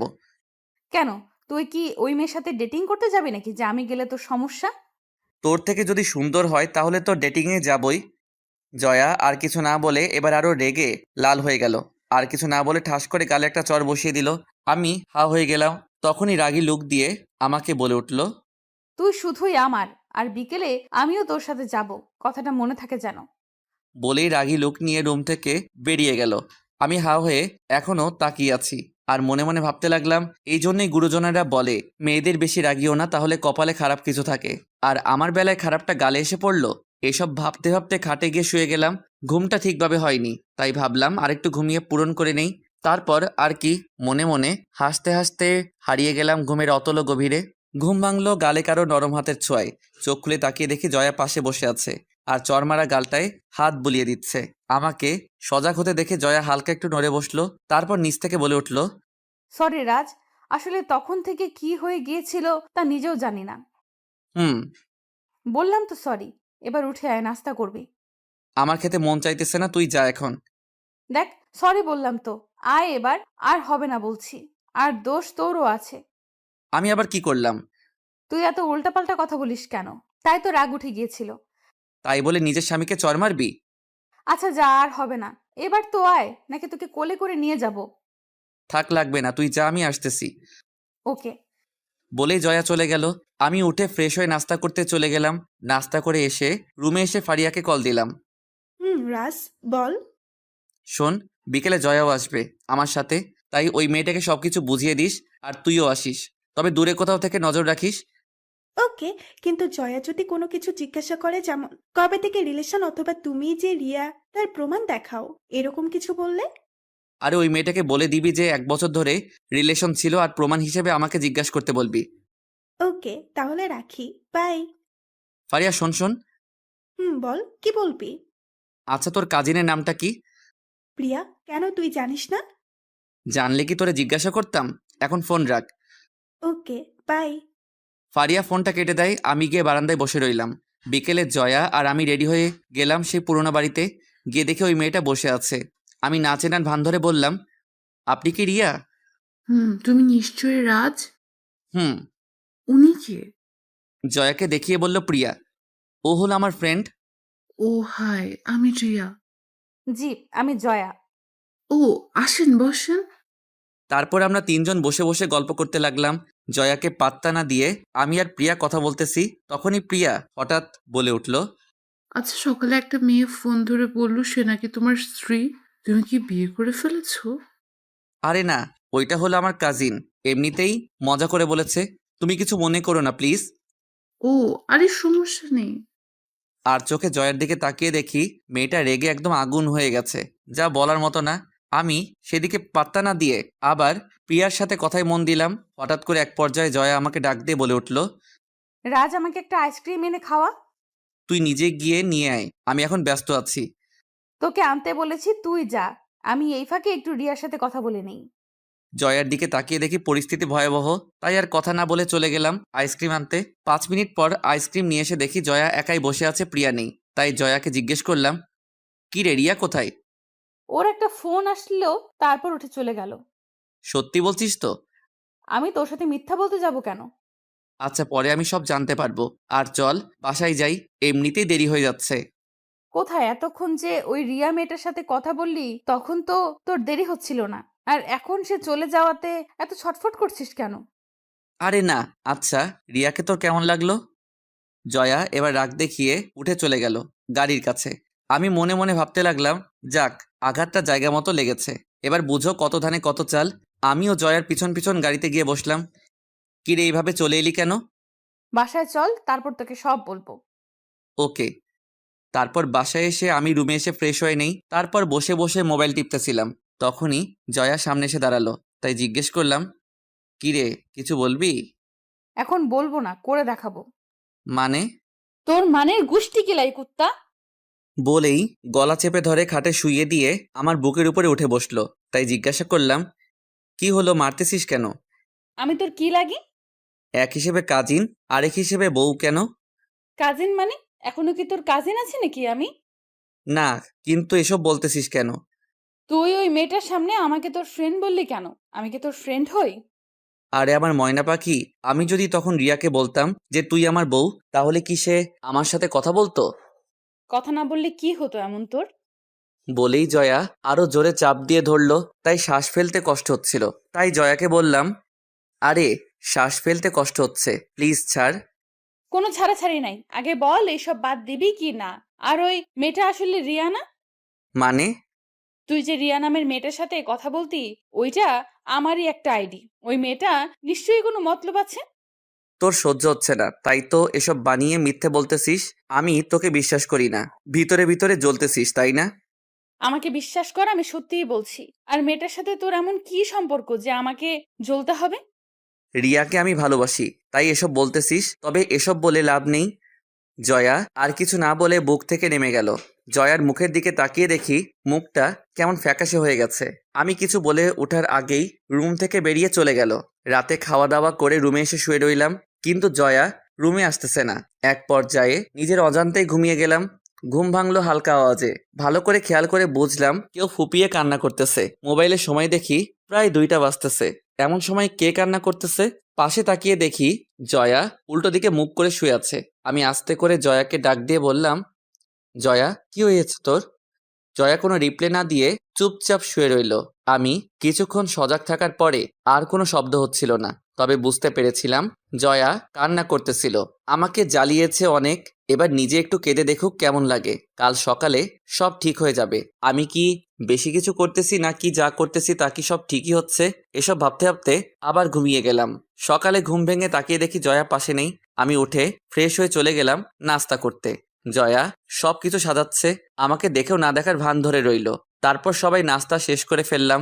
আমি রুমে এসে বসে বসে গল্পের বই পড়তে লাগলাম। জয়া রুমে আসতেছে না। অন্যদিন তো এ সময় রুমে এসে কতক্ষণ ঝগড়া করে যেত। আজকে কি হলো? যাক, দুপুরে খাওয়া দাওয়া করে আমি রুমে বসেছিলাম, তখনই জয়া রুমে আসলো। যাক, মনে একটু শান্তি আসলো। কিন্তু আমার সাথে কোনো কথা না বলে নিজের কাপড় নিয়ে চলে গেলে ওয়াশরুমে আমি তাকিয়ে রইলাম জয়ার দিকে। ওয়াশরুম থেকে বেরিয়ে আবার রেডি হয়ে চলে গেল নিচে। না, এবার মনে হয় বেশি করে ফেলেছি। আর এত অভিমান মেয়েটার আগে তো জানতাম না। যাক, বিকেলে রেডি হয়ে বাইরে চলে গেলাম নিশাদদের সাথে দেখা করতে। সন্ধ্যায় বাসায় আসলাম। রুমে ঢুকে দেখি জয়া ঘুমিয়ে আছে, তাই আর রুমে না ঢুকে ড্রয়িং রুমে গিয়ে বসে রইলাম। কারণ আমি এখন রুমে গেলে জয়ার ঘুম ভেঙে আমাকে দেখলে বেরিয়ে চলে আসবে, তাই ড্রয়িং রুমে বসে থাকি তাতেই ভালো। তবে একটা জিনিস খেয়াল করেছি যে জয়া হয়তো কান্না করেছে, তাই ওর নাক মুখ সবকিছু হালকা অস্বাভাবিক হয়ে আছে। রাত 8টার দিকে জয়া ড্রয়িং রুমে আসলো আর আমাকে দেখেই রান্নাঘরে চলে গেল। আমি রুমে চলে আসলাম, এসে ফ্রেশ হয়ে বসে রইলাম কিছুক্ষণ। রাতে খাওয়া দাওয়া করে কালকের মতো আবার রুমে এসে বসে রইলাম, কিন্তু জয়া আসার নাম নেই। একসময় ঘুমিয়ে গেলাম, কিন্তু আবার গতকালকের মতোই ঘুমটা ভেঙে গেছে। আজকেও জয়া কান্না করতেছে, তাই ভাবতে লাগলাম না, এভাবে জয়াকে কাঁদানোটা ঠিক হবে না। তাই বেশি কিছু না ভেবে জয়াকে হালকা করে পিছন থেকে জড়িয়ে ধরলাম। জয়া কিছু না বলে উঠে সোফায় গিয়ে শুয়ে পড়ল। বুঝলাম কালকের দিনে সবকিছু ঠিক করতে হবে, এখন আর কিছু বলে লাভ নেই। সকালে ঘুম ভেঙে দেখি জয়া আমার আগেই উঠে চলে গেছে, তাই উঠে ফ্রেশ হয়ে নিলাম। গতকালকের মতোই আচরণ, তাই নাস্তা করে এসেই নিশাদদের গ্রুপে আসতে বলে দিলাম। তারপর ওদের সবাইকে কথাগুলো আর জয়ার এই 2 দিনের আচরণের সবগুলো কথা খুলে বললাম। সবাই চুপ করে শুনলো। তারপর সিয়াম বলে উঠল, দেখ রাজ, যা হয়ে গেছে তা তো শেষই। এখন জয়াকে মানিয়ে নে আর সবকিছু বলে দে। রাজ, আমারও তাই মনে হয়। কিন্তু মহারানী তো কথা বলার সুযোগই দেয় না, সবসময় এড়িয়ে চলে। আরে একসময় রুমে আসলে চেপে ধরে সব কিছু বলবি, তারপর দেখবি বুঝবে। ওকে, দেখি কি করা যায়। তারপর ফোন রেখে দিয়ে ভাবতে লাগলাম কিভাবে কি করা যায়। অবশেষে মাথায় একটা বুদ্ধি আসলো, তবে এটা আপনাদের এখন বলবো না। দুপুরে খাওয়া দাওয়া করে রুমে বসে বসে মোবাইল টিপতে লাগলাম। অনেকক্ষণ পরে জয়া রুমে আসলো। গতকালকের মতোই নিজের কাপড় নিয়ে চলে গেল ওয়াশরুমে। কিছুক্ষণ পরে ওয়াশরুম থেকে বেরোলো। ড্রেসিং টেবিলের সামনে দাঁড়িয়ে জয়া চুলগুলো মুছতে লাগলো। তখনই আমি জয়ার পিছনে গিয়ে দাঁড়ালাম। জয়া আয়নায় আমাকে দেখেই আমাকে পাশ কাটিয়ে চলে যেতে লাগলো। তখনই আমি জয়ার হাত ধরে ফেললাম। জয়া ছাড়ানোর চেষ্টা করতে লাগলো, তখন আমি জয়াকে টান দিয়ে এনে দেয়ালে ঠেসে ধরলাম। জয়ার 2 হাত চেপে ধরলাম 2 দিকে। জয়া নিজেকে ছাড়ানোর চেষ্টা করতেছে, কিন্তু তাতে লাভ হলো না। তাই জয়াকে বললাম, কি হয়েছে তোর? জয়া কোনো কথা না বলে চুপচাপ নিজেকে ছাড়ানোর চেষ্টা করতেছে, তাই আবার জয়াকে বললাম, কি হলো, কথা বলবি নাকি লিপ কিস করবো, কোনটা? ছাড় আমাকে। না, আগে আমার কথাগুলোর উত্তর দিবি, তারপর ছাড়বো। আমি কোনো কিছুর উত্তর দিতে পারবো না। আচ্ছা তাহলে এটা বল, 2-3 দিন ধরে আমার সাথে এমনটা করতেছিস কেন? আমি কি করলাম আবার? আমি কি তোকে মেরেছি, কোনো কিছুর জন্য প্রেশার দিয়েছি? তাহলে তার থেকেও বড় কিছু করেছিস, আমাকে অ্যাভয়েড করতেছিস তুই। আমি জানতে চাই। আমার মন চাইতেছে তাই। আর আমার কাছে কি তোর? যা গিয়ে তোর সেই রিয়ার কাছে সময় কাটা। আমার খোঁজ তোকে নিতে বলেছি আমি? চুপ, থাপ্পড় মাইরা দাঁত ফেলাই দিমু। কেন রিয়ার সাথে ঘুরলে তোর কষ্ট লাগে? তাহলে ওই 1 সপ্তাহ যে আমাকে কষ্ট দিয়ে নিজে মজা নিয়েছিলি, তখন কেমন লেগেছিল আমার? এবার বুঝেছিস? বুঝতে হবে না আমার। তুই যা তোর রিয়ার কাছে। আমি তো রিয়ার কাছেই আছি। তুই মিথ্যা বলতেছিস আমার সাথে। ওই মেয়েটাকে তুই নিশ্চয়ই ভালোবাসিস। বুঝেছি, ওর মুখ বন্ধ করতে হবে, তাই বেশি কিছু না ভেবে ওর ঠোঁটে আমার ঠোঁটগুলো বসিয়ে দিলাম। সপ্তম আকাশ থেকে পড়লো। চোখগুলো বড় বড় করে আমার দিকে তাকিয়ে রইল। মিনিট 2 পর জয়াকে ছেড়ে দিয়ে রুম থেকে বেরিয়ে গেলাম। যাওয়ার সময় তাকিয়ে দেখি জয়া তখনও ওইভাবেই দাঁড়িয়ে। ভাবলাম নিশাদদের সাথে দেখা করে আসি, তখনই আম্মু ডাক দিল আমাকে। আম্মু কিছু বলবে? এদিকে আয়। আমি গিয়ে সোফায় বসলাম। তখন জয়াও এখানে এসে হাজির হলো। তারপর আম্মু বলল, তোর আব্বু কালকে সপ্তাহখানেকের জন্য দেশের বাইরে চলে যাবে, আর আমিও এই সুযোগে তোর বড় আন্টির বাসা থেকে ঘুরে আসবো। তাহলে তোমার সাথে জয়াকেও নিয়ে যাও, জয়াও কিছুদিন ঘুরে আসবে। আমার সাথে কাউকেই নিয়ে যাব না, তোরা দুজন বাসায় থাকবি, আর মাঝে মাঝে তোকে হয়তো একটু অফিসেও যাওয়া লাগতে পারে। সব ঠিকই আছে, তবে জয়ার হাতের রান্না আমি খেতে পারবো না। এটা তোদের ব্যাপার, তুই কোথায় যাচ্ছিলি যা। আম্মু তুমি কিন্তু এটা অন্যায় করতেছো আমার সাথে। জয়া, তুই পারবি না ওকে সামলে রাখতে? হুম। আমি আর কিছু না বলে চলে গেলাম নিশাদদের সাথে দেখা করতে। গিয়ে দেখি ওরা আগে এসে বসে আছে। আমাকে দেখে ফারিয়া বলে উঠল, পৃথিবীতে আছে একটা ছেলে যে কিনা বিয়ের পরেও পিওর ভার্জিন। তা অবশ্য ঠিকই, কপাল ভালো হলে যা হয় আর কি। তা জয়ার রাগ কি কমেছে নাকি এখনো সে আগের মতোই আছে? রাগ ভেঙেছে মহারানীর, তবে সমস্যা তো অন্য জায়গায়। আবার কি হলো? আরে আব্বু কাল দেশের বাইরে চলে যাবে, আর আম্মু চলে যাবে বড় আন্টির বাসায়। আর এই কয়েকদিন নাকি জয়ার হাতে রান্না খেতে হবে। তোর সমস্যা কোথায়? আরে জয়া রান্না করতে পারে না, আর এই কয়েকদিনে যা শিখেছে তা খেলে শিওর মারা যাবো ডায়রিয়া হয়ে। আরে না, দেখিস ভালোই হবে। তাই যেন হয়। না হলে সমস্যা কি? তুই তো নিজেই রান্না করতে পারিস। জয়ার হাতে রান্না খেতে না পারলে নিজে বানিয়ে খাবি। দেখি কি হয়। তারপর ওদের সাথে আরো কিছুক্ষণ গল্প করে সন্ধ্যায় বাসায় চলে আসলাম। রুমে গিয়ে ফ্রেশ হয়ে নিলাম।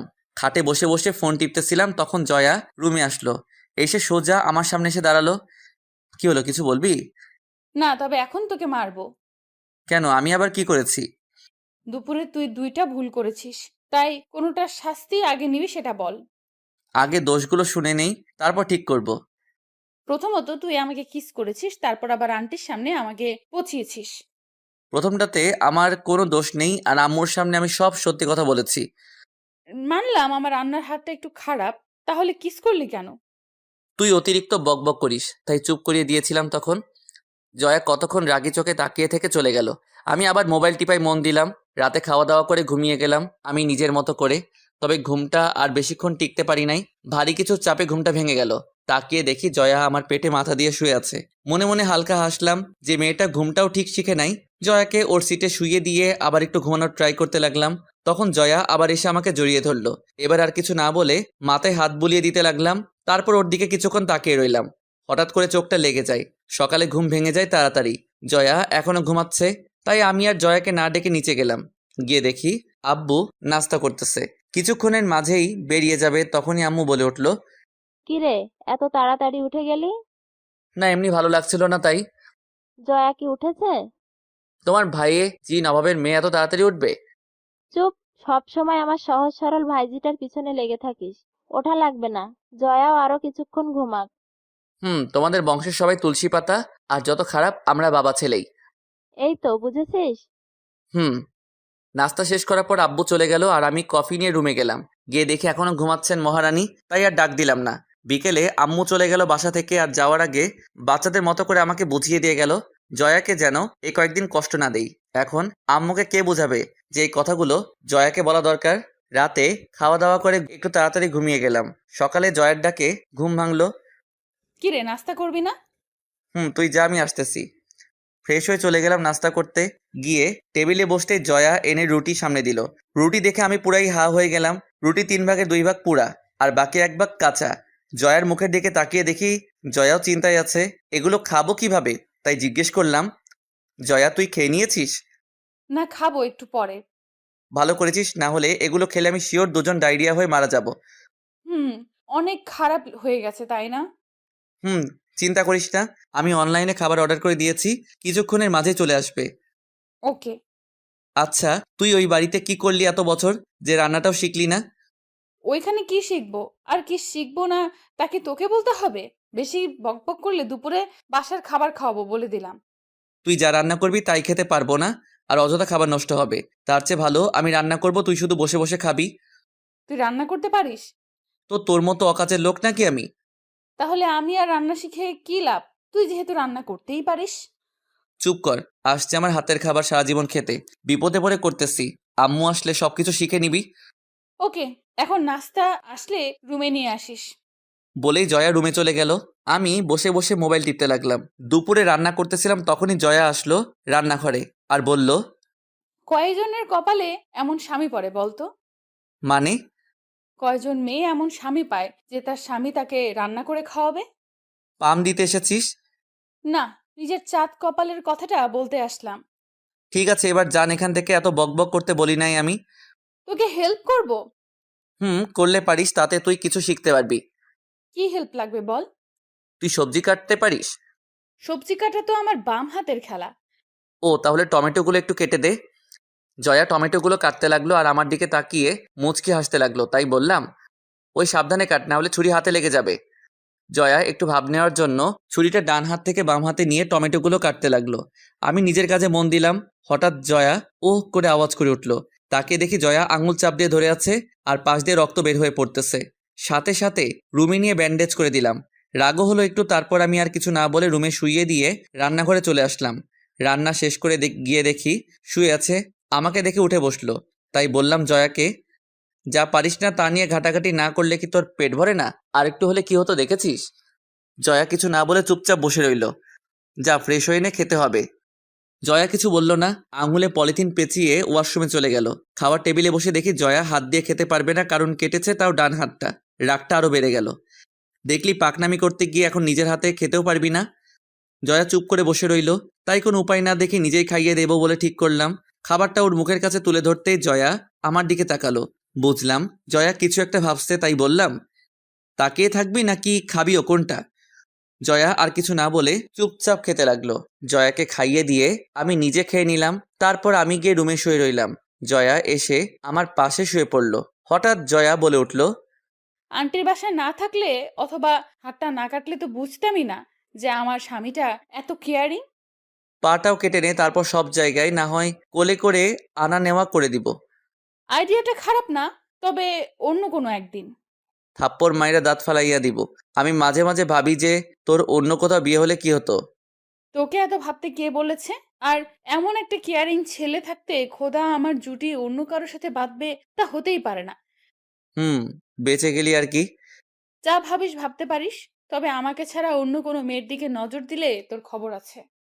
ঠিক আছে, তবে ফারিয়ার কাজিনটাও কিন্তু কম সুন্দর না, কি বলিস? তারপর হঠাৎ জয়া আস্তে করে একটা চড় দিল, তারপর জড়িয়ে ধরলো। আমি অবাক হয়ে গেলাম জয়ার এমন আচরণে, কারণ সে নিজেই বলেছিল স্বামীর অধিকার যেন না দেখাই, আর সেই এখন। তাই জয়াকে বললাম, ওই তুই কি করতেছিস? চুপচাপ শুয়ে থাক। ছাড় তুই আমাকে, আমার গরম লাগতেছে এখন। আর একটা মেয়ে হয়ে আমাকে এভাবে জড়িয়ে ধরতে তো লজ্জা করে না? এত অ্যাটিটিউড নিতেছিস কেন? মন চাইতেছে তাই এখন ছাড়, আমাকে গরম লাগতেছে। ওকে, আর আসিস আমাকে কিস করতে। লাগবে না তোর কিস। ওই তোর বয়স কত রে, যে এই বয়সে সবকিছু বুঝে নিয়েছিস? তোর থেকে বড় আমি, তাই আজ থেকে সম্মান দিয়ে কথা বলবি। রাখ, তোর অ্যাটিটিউড বের করব আমি। কেন, প্রথম দিনে তুই অ্যাটিটিউড নিয়ে কি বলেছিলি তা মনে নেই? প্রতিশোধ নিচ্ছিস? হুম। আচ্ছা, তখন তো ছোট ছিলাম তাই বলেছিলাম। আর তার উপর আবার এখানে এসে সবকিছু কেমন উলটপালট হয়ে গিয়েছিল তাই। তুই বিয়ের দিন রাতে ছোট ছিলি, তার মানে এখন বড় হয়ে গেছিস। না মানে এখন তো বুঝতে শিখেছি সবকিছু, তাই বললাম। আর ভাবিস না আমার খারাপ কোনো নিয়ত আছে। তো কাছে আসছিস কেন? এমনি মন চাইতেছিল তাই। আর আমি তোর মতো খারাপ না। মন চাইতেছিল নাকি সুন্দর ছেলে দেখে জড়িয়ে ধরার চান্স নিতে চাইতেছিলি? তোকে জড়িয়ে ধরতে চাইলে আবার চান্স খোঁজা লাগবে নাকি? তুই তো পুরোটাই আমার। আমাকে ঠকিয়েছিস তুই। না হলে আমার কলেজে কত সুন্দর সুন্দর মেয়ে ছিল, আজ আমি তাদের হয়ে যেতাম। ও হ্যালো, তখন থেকে যে এত বকবক করতেছিস, তা আমি তোর থেকে কম কোন দিয়ে? তার উপরে আবার বয়সও বড়, তো নিজেকে আসমানে ওঠানো বন্ধ কর। আর হাজারো ছেলে আমার পেছনে পেছনে ঘুরতো, আমি পাত্তা দেই না বলে। আর তুই তো নিজেই দেখেছিস। এখন ঘুমা, আমি একটু বাইরে যাব, ফিরতে ফিরতে রাত হবে। কেন, কি করবি বাহিরে গিয়ে? নিশাদদের সাথে দেখা করে আসবো, আর কিছুক্ষণ আড্ডা মেরে আসবো। আমি বাসায় একা থাকবো নাকি? তো কি করবি? আমিও তোর সাথে যাব। আমার একা থাকতে ভালো লাগে না। তাহলে আর যাবই না বাহিরে। আর তুই আম্মু আসলে তোকে নিয়ে যাব, এই কয়েকদিন বাসাতেই থাকি। এই তো ভালো কথা বলছিস। এখন ঘুমা, রাতে রান্না গরম করলেই হয়ে যাবে। তারপর আরামে ঘুমিয়ে গেলাম। রাতে খাওয়া দাওয়া করে দুজন গল্প করে ঘুমিয়ে গেলাম। এভাবে চলে গেল দিনগুলো। আম্মু আব্বু দুজনে চলে আসলো বাসায়। তবে এই কয়েকদিনে জয়াকে নিজের হাতে খাইয়ে দিয়েছি, তার উপর আবার ঝগড়া। সব মিলিয়ে ভালোভাবেই কেটে গেল দিনগুলো। আম্মু এসে জয়ার হাত কাটা দেখে জয়াকে কতগুলো বকা দিল, আর তার চেয়ে বেশি আমাকে কথা শোনালো। আমি থাকতে কিভাবে হলো এটা, আরো নানা রকম কথা। যাক, অবশেষে নিজের রান্না করে খাওয়ার দিনটা শেষ হলো। পরশু রেজাল্ট দিবে, তারপর আবার বিজি হয়ে যাব ভার্সিটি নিয়ে। বিকেলে নিশাত আর ফারিয়ার সাথে কথা বলে চলে আসলাম। আজকে ফারিয়ার বার্থডে, তাই রাতে ওদের এখানে পার্টি আছে। ফারিয়া বলে দিয়েছে জয়াকে সাথে না নিয়ে গেলে আমাকে নাকি পার্টিতে ঢুকতে দেওয়া হবে না। ভাবলাম এখানে এসে বাহিরে বের হই নাই এখনো, তাই আজকে সারা সন্ধ্যা জয়াকে নিয়ে ঘুরে তারপর পার্টিতে আসবো। তারপর বাসায় চলে আসলাম। বাসায় আসতেই দেখি মন খারাপ করে বসে আছে, তাই জিজ্ঞাসা করলাম, কি রে, মন খারাপ করে বসে আছিস কেন? রেজাল্ট যেন কি হয় কে জানে। সারা বছর পড়া ফাঁকি দিয়ে এখন রেজাল্ট নিয়ে চিন্তা করছিস? তোরে বলছে। আচ্ছা চল, আজকে তোকে নিয়ে বাহির থেকে ঘুরে আসি। না, আজকে ভালো লাগতেছে না। চল ঘুরে আসি, মনটা ভালো হয়ে যাব। না রে। বেশি বকবক না করে রেডি হয়ে নে, তাড়াতাড়ি বেরোতে হবে। আমি আর কিছু না বলে ওয়াশরুমে গিয়ে ফ্রেশ হয়ে নিলাম। জয়াকেও কিছুক্ষণের মাঝে রেডি হয়ে নিতে বললাম। জয়া রেডি হওয়ার পর দুজন বেরিয়ে আসলাম বাসার নিচে। আচ্ছা, ঘুরতে কি গাড়িতে যাবি নাকি রিক্সায়? চল রিক্সায় ঘুরে আসি। ওকে, আয়। তারপর একটা রিক্সা নিয়ে ঘুরতে লাগলাম। হঠাৎ জয়া ফুচকার দোকান থেকে থামাতে বলল। মহারানী নাকি ফুচকা খাবে, সে ফুচকা খেতে লাগলো। আমি পাশে দাঁড়িয়ে দেখতে লাগলাম ফুচকার দোকানে জ্বলতে থাকা আলোয় জয়ার মুখটা আরো মায়াবী হয়ে উঠেছে। নিজের ভিতরে কেমন রোমান্টিকতা কাজ করতে লাগলো, তাই অপলক চোখে তাকিয়ে আছি তার দিকে। হঠাৎ জয়া বলে উঠল, ওই কি হয়েছে তোর, এভাবে তাকিয়ে আছিস কেন? না এমনি। আচ্ছা একটা কথা বলিস, শোন। বল। রাস্তায় নিজের বউয়ের দিকে কেউ এভাবে তাকিয়ে থাকে? বোকা কোথাকার। জয়ার কথা শুনে লজ্জা পেয়ে গেলাম, তাই কিছু না বলে মুখ ঘুরিয়ে নিলাম। তারপর জয়াকে নিয়ে একটা পার্কে গেলাম, সেখানে কিছুক্ষণ বসে রইলাম। তারপর জয়াকে বললাম, চল আজকে এক জায়গা থেকে ঘুরে আসি। কোথায় যাবি? গেলেই দেখতে পাবি। তারপর জয়াকে নিয়ে সোজা পার্টিতে যাওয়ার জন্য ফারিয়াদের বাসার সামনে এসে নামলাম। তখনই জয়া বলে উঠল, কিরে, এখানে নিয়ে আসলি কেন?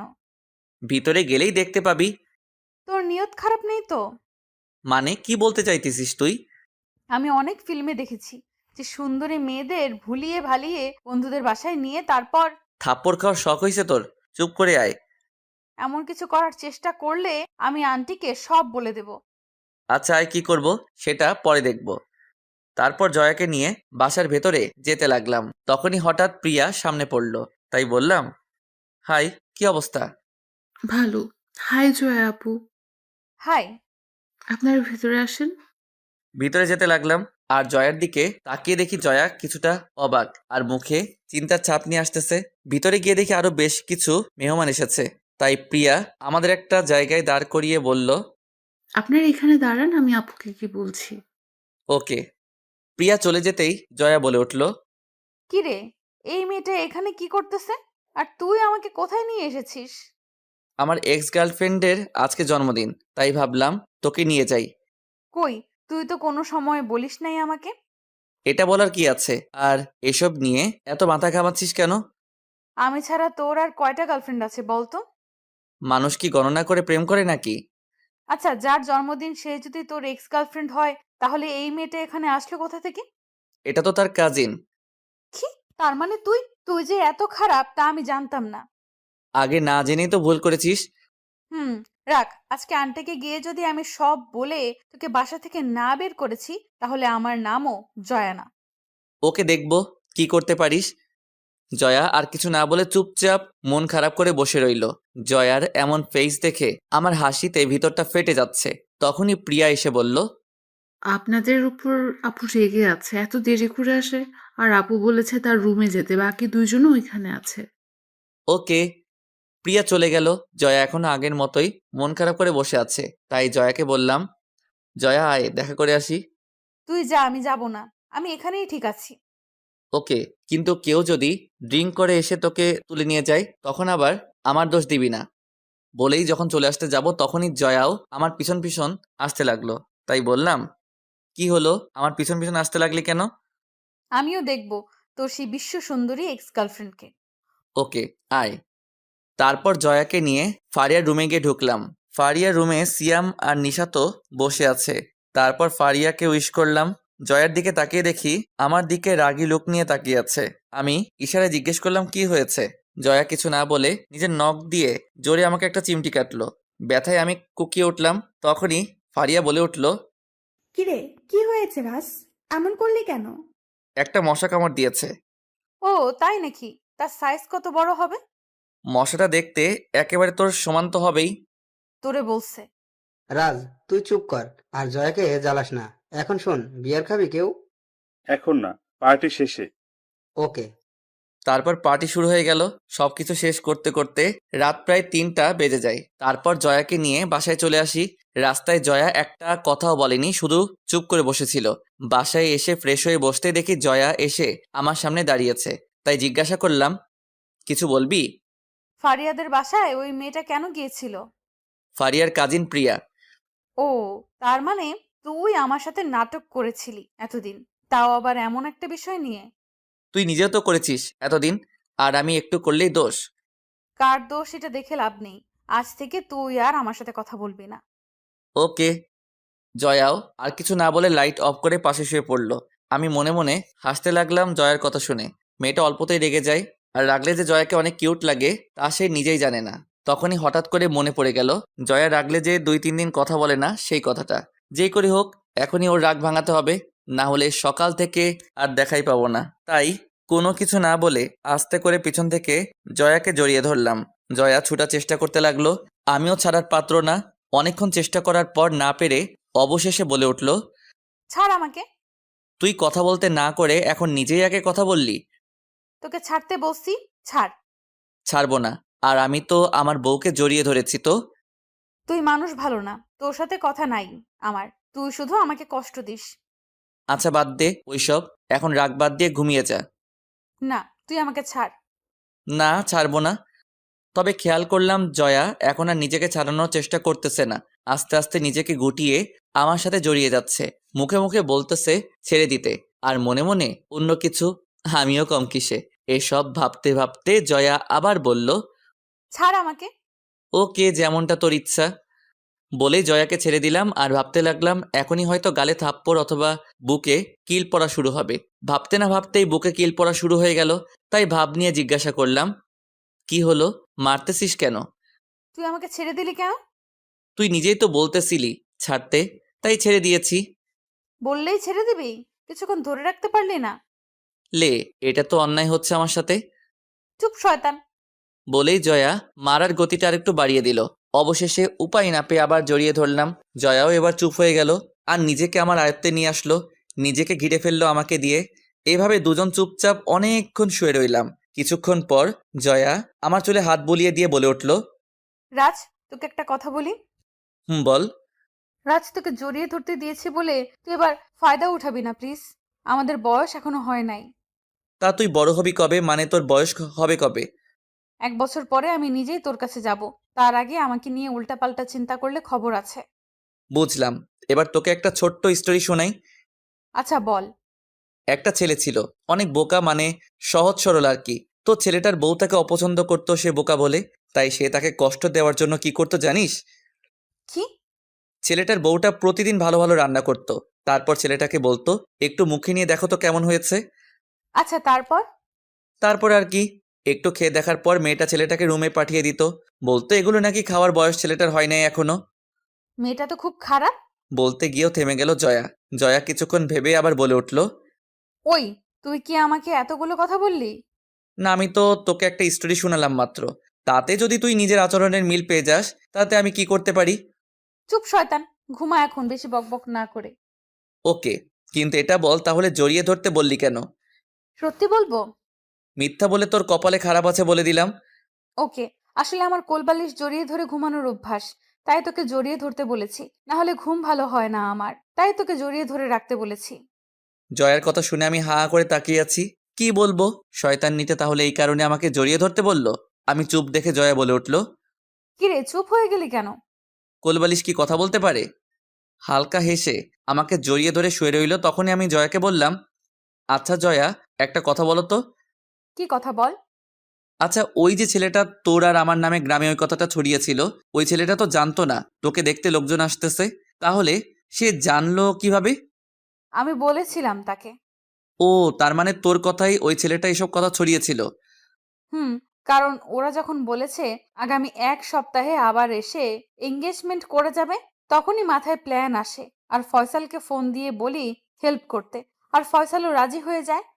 জয়ের কথা শুনে আমি থ হয়ে ভাবতে থাকি, মেয়েটার মাথায় যে এত বুদ্ধি তা কেউ দেখলে বলতেই পারবে না। আমাকে চুপ দেখে জয়া বলে উঠল, কিরে চুপ করে গেলি কেন?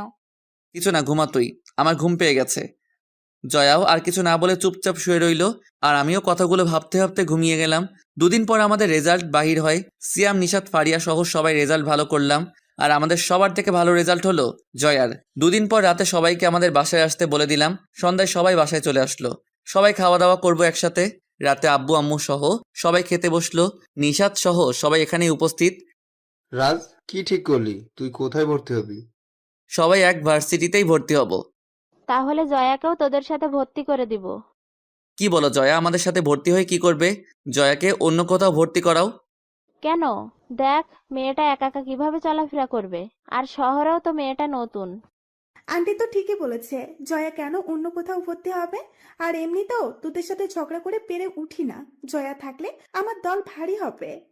আন্টি, জয়া আমাদের সাথেই ভর্তি হবে, আপনি চিন্তা করিয়েন না। আমিও সহমত। ওকে, সবাই রাজি থাকলে আমার কোনো অসুবিধা নেই। জয়া কিছু না বলে চুপচাপ খেতে লাগলো, আর আমার পায়ে পা দিয়ে রাখলো টেবিলের নিচে। কয়েকদিন পর সবাই গিয়ে ভর্তি হয়ে আসলাম। জয়াও আমাদের সাথেই ভর্তি হয়েছে, আর তাতে ফারিয়া অনেক খুশি, কারণ তার মহিলা টিম ভারী হয়েছে। আবার এভাবে কাটতে লাগলো দিন। জয়াও অনেক খুশি। বাসায় এসে যে সময়টা থাকে সেই সময়টা আম্মুকে রান্নার কাজে হেল্প করে। রাতে আমাকে জড়িয়ে ধরে ঘুমানো, সকালে আমার ডাকে ঘুম ভাঙে জয়ার। তারপর আবার সে রেডি হয়ে ভার্সিটি। এইভাবে চলতে লাগলো দিনগুলো। এভাবে সত্যি 1 বছর চলে গেল।